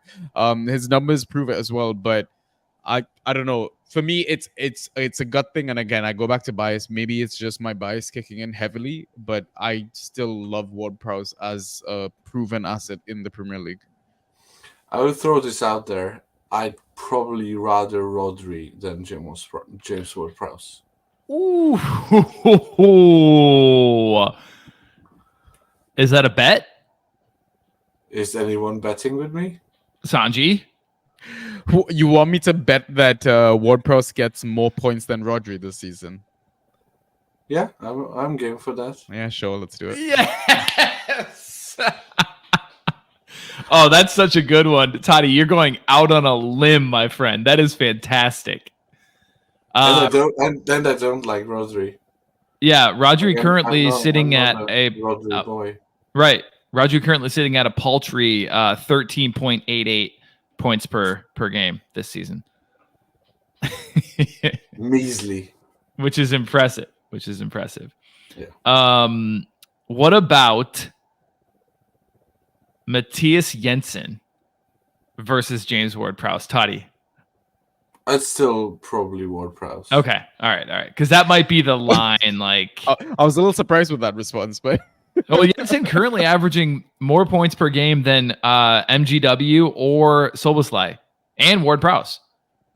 By the way, I saw some news in one of my league groups that Ward-Prowse sustained a possible injury or something, or might be possibly injured at the moment. I hope that's not like some propaganda that the owner was spewing. But So like, if so. So like this, we saw in a lot of leagues, Ward-Prowse went for, I want to say, at least 100 fab, right? Yeah. Given the way that you've talked about him and compared him to other assets, how much fab would you have realistically spent then? Do you think managers then spent way too much? I don't. I think they spent way too much. I got him in one league, and in that league I got him for 65. And I think that's close to his value. I think if people are spending 80 plus on Ansu Fati, then Ward-Prowse is absolutely worth 100. But I also think and also Ansu Fati is the anchor that you should base all your fab. Well, that's what I'm saying. I also think that fab has lost a lot of its meaning and valuation because people don't know what to do with it. Like, it's such a nebulous idea. That's the issue. It's a big issue. If you know how to use it, then it can win you your league. Right. And it's so nebulous that a lot of, especially newer managers, just blow it all on one player. And yeah, that's a whole episode in and of itself, or maybe multiple. But yeah. All right, guys, we've almost droned on for 2 hours. So let's blow through this last set. These are your buy highs. So they should be fairly obvious, I'm going to say, because these are guys who are all performing really well. And we should be able to make the case for these guys fairly quickly. We're going to save the second segment for our next pod next week. And then we'll let listeners off the hook with just the short 2 hour pod today. But let me run through mine quickly because I already mentioned Trippier. Rewind back to the buy low segment because Totti's got him there, and I mentioned why I have him in the buy high. I still think bring him in, absolutely. Same with Udogie, which didn't you have him in yours as well, Totti? I had him in the sell high. Oh, in the sell. Oh, interesting. Okay, you're right. So I see it a different way. I see him as not being clean sheet dependent whatsoever. I see him as, literally one of those old school, like a Serge Aurier type, Mauricio Pochettino, like, going to contribute no matter what happens type of fullbacks. And so I like him. I think he's fantastic. Clean sheet or not, he's going to give you close to 10. I'm all in. I think he's fantastic. Bring him in. I'm not going to say whatever you have to pay, but like I would pay up to get him in. Let me just. I don't want to hold this up too long, but I really want to challenge you Sure. on the clean sheet dependency. He has 57% goals, assists, clean sheets dependency. Interesting. How can that be when he had? So okay, he has 3 clean sheets in 4 games.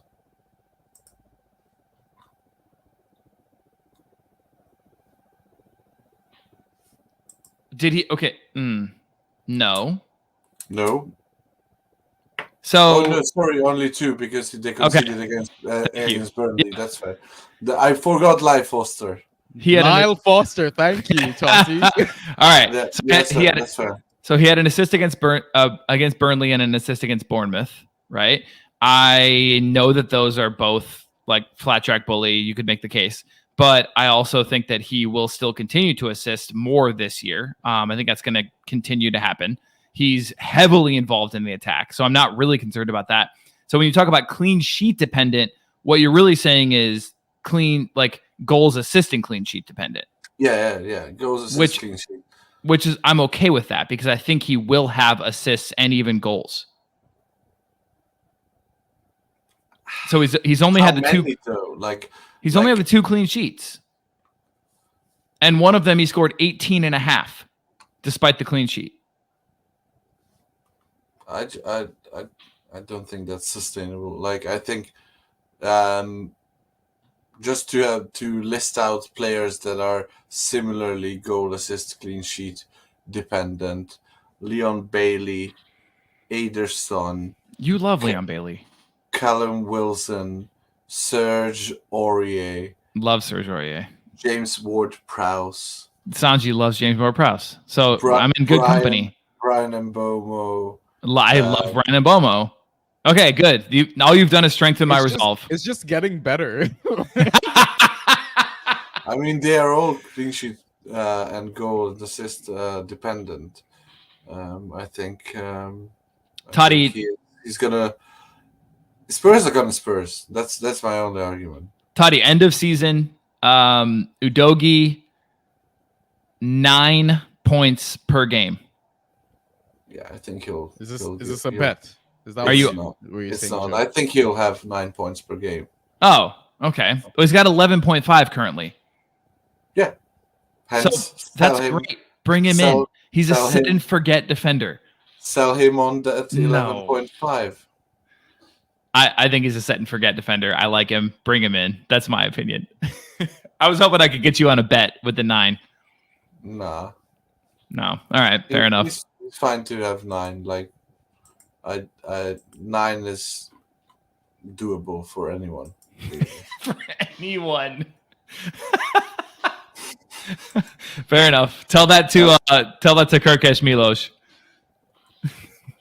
I mean, he'll get you close, I think. All right, Totti, you want to hit us with your buy highs?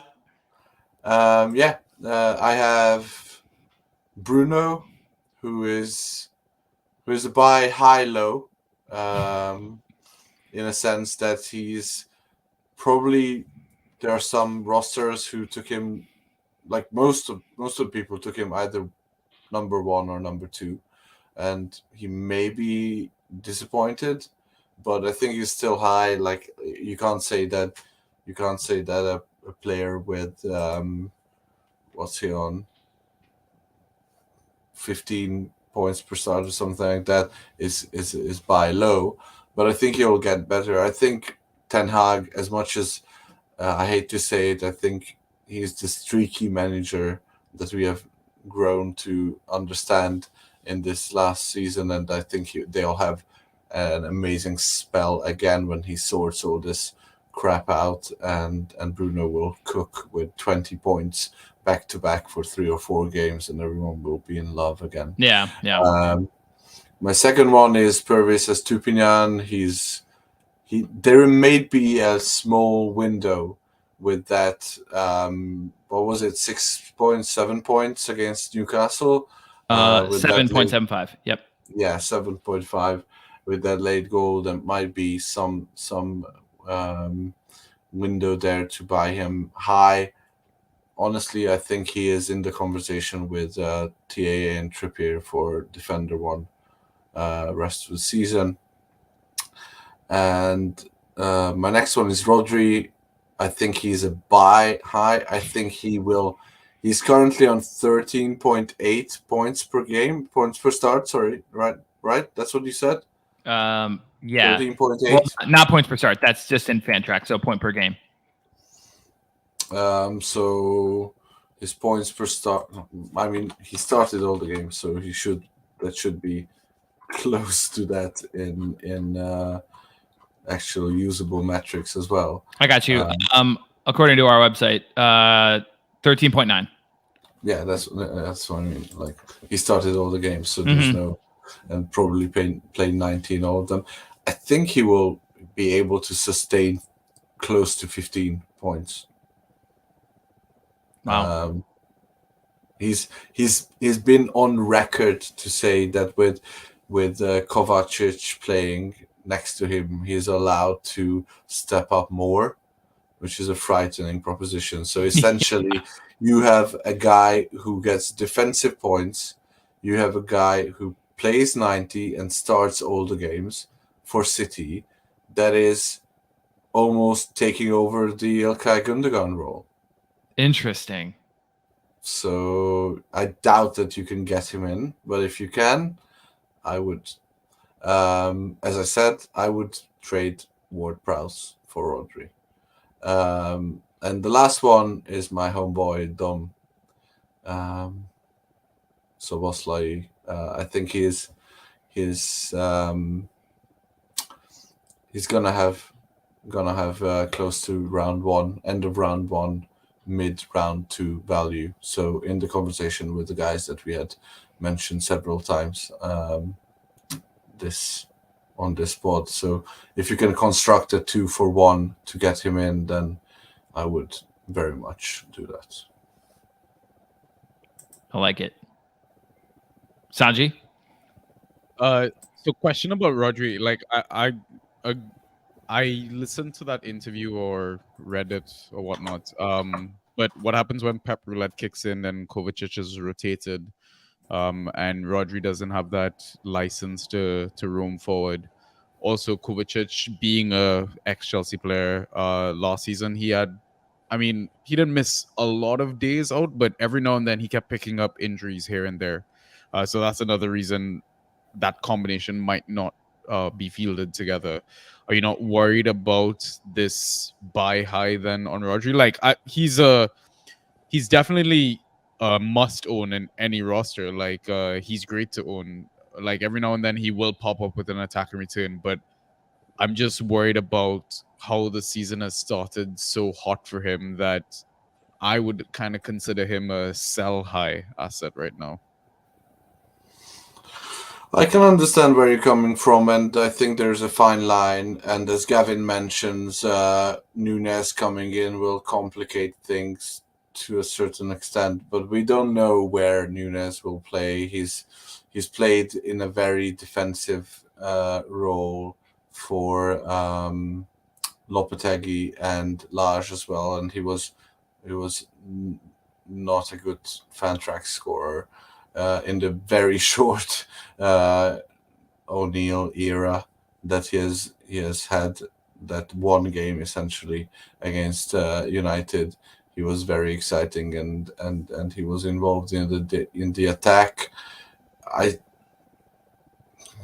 just think that to have a player on City that is almost guaranteed, but not even almost, he's guaranteed to start every game that he's healthy for, and guaranteed to play 90 minutes in 4 out of 5 games, and then to sprinkle, and essentially the only one that goes besides KDB and the wingers, and to sprinkle in goals and assists is just the perfect set and forget high-end midfielder that will get you ghosts and returns as well. I would trade out Pascal Gross to get Rodri. You would? So I would. Yeah.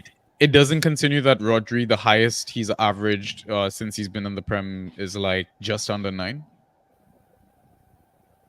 It doesn't, because I think he has a different role this season. I think he is given more license to roam. Maybe because Pep wasn't in the dugout. Maybe that's. I haven't considered that. Yeah, that's To be fair. honest, he did Having his back score. surgery. To be honest, he did score 0 points against Fulham in 75 minutes. Yeah, I was gonna say, does it concern you at all that they've had the cakest of cakes in terms of their fixture list? Yeah, I mean, I'm not like. I think we are kind of similar in his valuation. I'm just saying that I think he will not drop off so much that you would want to sell high. If you're going to trade him, then I'd rather trade him in than out. That's kind of where I'm at. But I doubt that you can trade him in, honestly. Fair enough. Sanjy, we've talked about these players ad nauseum already, but hit us with them. Yeah. So, I mean, I'll start with Alvarez. I think Totti isn't as high as Ryan is on Alvarez or I am, but I think that Alvarez has actually underperformed so far this season. If you look at some of his numbers, it's been absolutely ridiculous, man. The guy's taking set pieces as well. I mean, even the eye test, his link up with Haaland is brilliant, man. They're like so in sync. Like Haaland will drop short, Alvarez makes the run out long, and I mean, how old is Alvarez as well? He's very young, right? Very young. Yeah. I think owners are a bit unlucky as well, while being lucky, because he would have gone like rounds 4 to 6 in some drafts. But the game against Sheffield United, like what did he have? 8 shots? Some ridiculous numbers, man. Yeah, I think it can only get better potentially from here. And I know last season as well, when Haaland came in, people were concerned about, what if Haaland is gets injured, because he's known for getting injured, etc. I'm not trying to like jinx the man, but what happens if it happens this season? I feel like Julian is less likely to break down versus Haaland. I think he's going to be Pep's next golden boy for the next few years while he's there. And I would love to own Julian Alvarez right now. And James Maddison, I mean, what can we say about him, man? He's part of a much better attack than he was at Leicester. Ange Ball, I mean, we've talked so highly about Ange Ball. He's playing with much better players as well. I think he's gonna get more attacking returns than he has in previous seasons, and he's just the heart of the attack right now. I was hoping and praying that Maddison would have dropped down to me in like when I was 12th pick for a draft, because people might think, oh, Spurs are gonna Spurs, like Totti is saying, right? But I think that's more so from the defensive perspective. The attack, I think the attack is like Ange Ball they're just gonna try and outscore their opponents.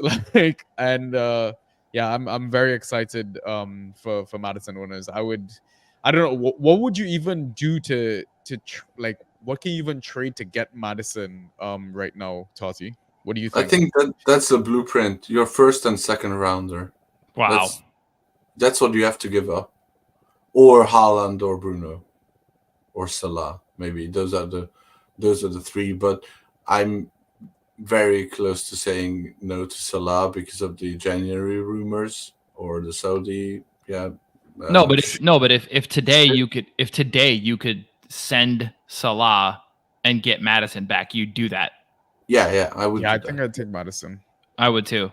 So I think currently Maddison is the consensus-ish number 3 pick, with Haaland and Bruno going 1 and 2 probably, and then And with everyone else, I think you have to either give up. Yeah, you have to give up your first and second rounders or first and third rounder. Would you rather have Eze or Madison? Oh, Madison, not close. Madison, right? Yeah. Yeah. So you'd have to give up Eze plus what to get Madison? Plus a lot, I think. Eze plus still like a Eze plus and Bomo. second round, third rounder. Yeah, exactly. Yeah. Yeah. You would.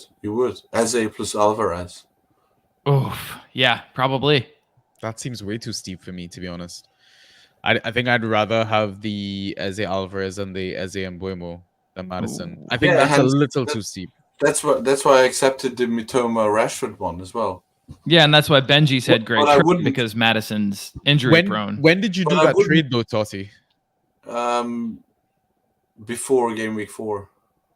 Yeah, because I mean now like Rashford's playing on his preferred side of the pitch, left wing. Yeah, but you He's- expected him to do that. Like he was never gonna Yeah. stay as a center forward. But yeah, I think it's just like if I'm not a Madison roster, but I wouldn't talk to anyone who was not offering me Yeah. first Oh. and second round value. Yeah. I can entertain an offer if it's in good sort of friendly talk, but like I'm not going to consider something like I don't know March and Dudogi or stuff like that, which is a lot to give up, but still. Or I'm not going to consider Grealish and I think Grealish and Estupinian. That's something in the same vein as Mitoma, Rashford, or what we mentioned with what's his face and the other guy. Yeah, except that Matoma and Rashford are both sell highs at the moment, right? So like you got into sell high guys, as opposed to guys who are buy low. Like Grealish should be a buy low at the moment. Yeah. You mean? Meaning, sorry. I mean, Rashford isn't a sell high. He's no. You got buy low. You got into guys who are still performing and still looking promising, as opposed to if you were going to bring in Grealish, you would do so on your hope that he's going to return, right? Whereas, for example, if you were offered Grealish and Estupinian, you would get a defender who is or Grealish and Trippier. Yeah, if that's a better value for you. And it's a 1 and 2, just like you said. Yeah, and that's close to where I think the Mitoma Rashford is in value. Yeah, I still prefer Mitoma Rashford, I think.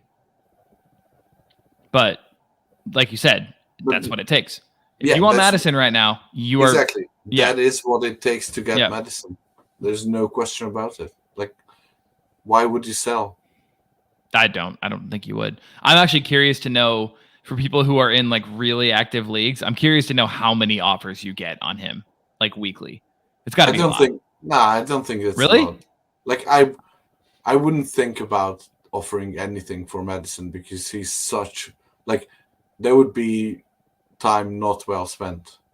Because no way someone's like. I think a better question is, would you sell Madison to get back Bruno or Haaland? See, I value Ghost points so highly that maybe Bruno, but I don't know about Haaland. That means you would pick him ahead of Haaland as well. Well, we're doing ranks coming up. What, in 4 days? I don't know. That's a really tough one, honestly. That's a very tough one. But Sanjy? I'm absolutely taking him ahead of Salah at this point. Yeah. I think. Yeah. What's up, Totti? Sorry. What's your take on Madison for Bruno or Madison for Haaland? Well, I mean, I'd kind of want to see how Madison does in game week 6 and game week 7, because they play Arsenal and Liverpool, right? Yeah. Spurs have had a fairly easy fixture run so far, and I think I would still kind of tip towards United because they've been underperforming as well, right? So far this season. Like Madison has 77 points for the season, Bruno 60 points. In terms of attacking returns, I think Madison has 4, Bruno has 2. So I mean, you throw in a couple of attacking returns, they're somewhat on the similar value sort of thing, but Bruno has penalties as well, so that kind And of also pushes Bruno. never misses a game. Yeah.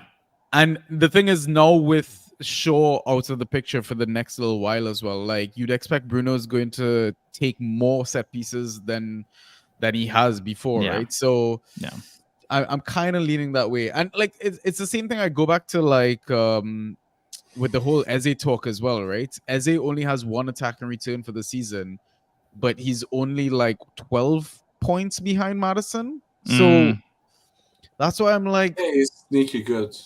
He might he would have been a better buy high. Because you can feasibly get him for much cheaper. Yeah. And you are saying that he's close in rest of the season value. So are you gonna have Eze in your first 15? Yeah, I think I still would. Yeah, I think I still would. So Eze currently, you'll like this, Sanjy. Eze currently with a 0.41 xG per 90. His goals per 90 is 0.25. Listen to this. His XA per 90 is 0.3, and his assists per 90 is 0. Yeah, but look at who's playing around him. The mighty Jordan Ayew. So right, but that's what I mean. There's only room for improvement. That's Totti's forward 1. How dare you? Exactly. Now, I mean, I have to say, now it is Sinistera. So all right, you can take a break now. All right. Yeah, the thing is, you put Eze in that Liverpool team right now. Oh, is he like pure filth? If only. And that's the thing. He's playing for a Crystal Palace team and doing so well. So I don't know. The only issue with the rest of the season ranks is what happens when Olise comes back. Yeah, that's the other thing as well. Yeah, because Eze is taking all the sets and stuff while Olise is out, right? And we know how amazing Olise is at dead ball situations. So they both cooked together at the end of last season. Yeah, I still think they will. I think they're going to be great.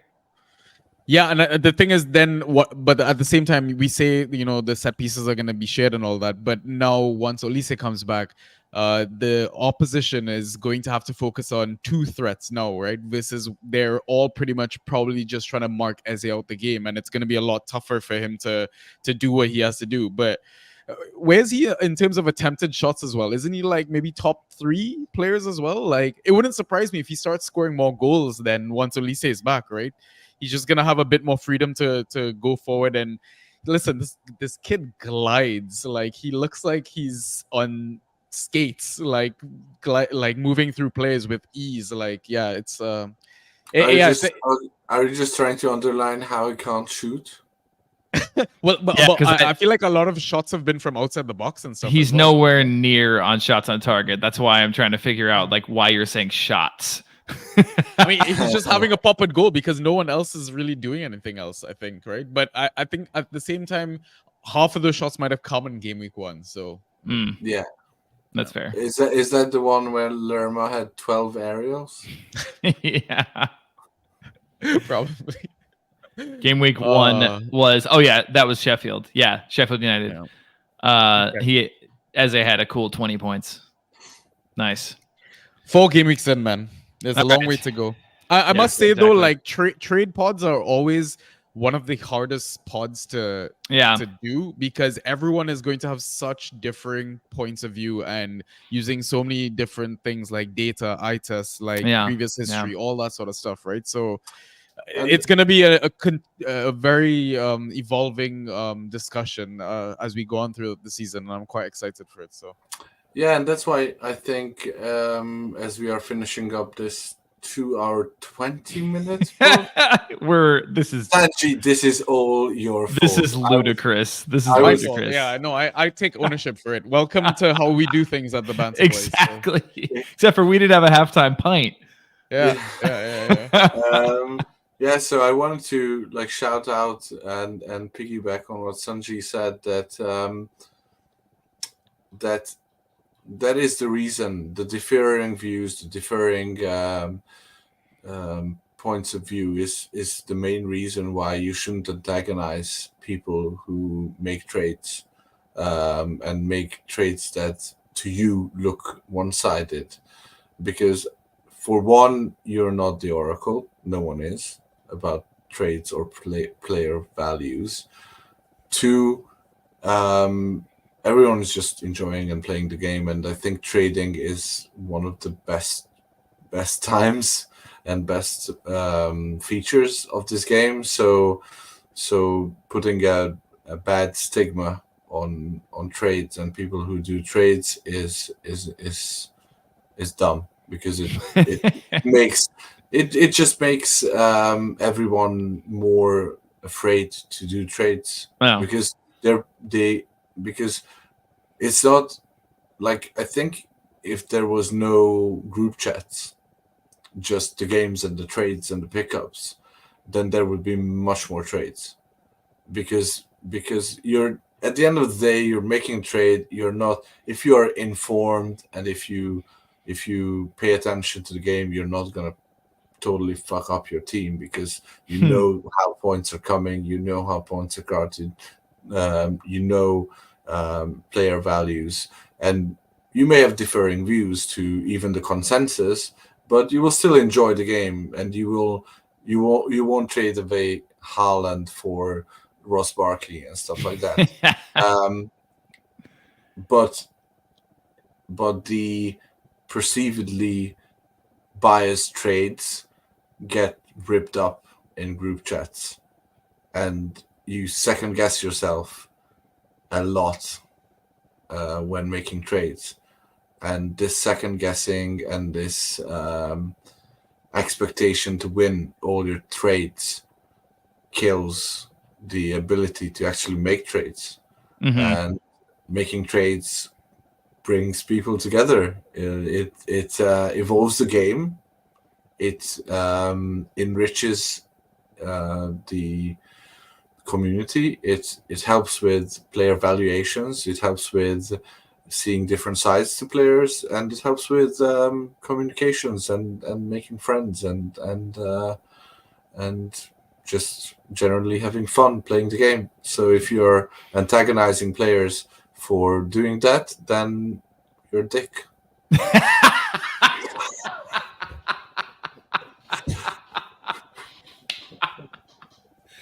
What a mic drop. And ended so succinctly. I love it so much. No, absolutely. Yeah. You are a dick if you do those things. Yeah, trade away. Send good faith trades and engage in some counters. Like, don't just decline things. Come back to people with some counters. Open up a chat in a separate kind of DM, right? Like, talk to people, see if you can come to an understanding. Because if somebody's reaching out for a trade, it means they have an opening in their team that they're looking to fill, and potentially they could offer you something similar. Trades do not have to be this person wins and this person loses, right? There is such thing as a win-win. Yes, Hingis, thank you. All right, listeners, my lord, if you've made it this far, thank you so much. And for those in the chat that have been here the whole time, holy hell, I do not even know how to thank you so much. You guys are the best. You're the absolute best. Thanks for supporting us. Listen to the Banta Boys. Sanjy, again, thanks for being on. We will be back next week with preparations for game week 5. And in the meantime, go your nation. whoever you are listening to this, Who cares about international football? No, Man? go. Your nation's so good, and they're gonna play really well. Go, your nation. And with that, we're gonna take off. All right, KPC out. Love you all. Community, you're the best. Take care.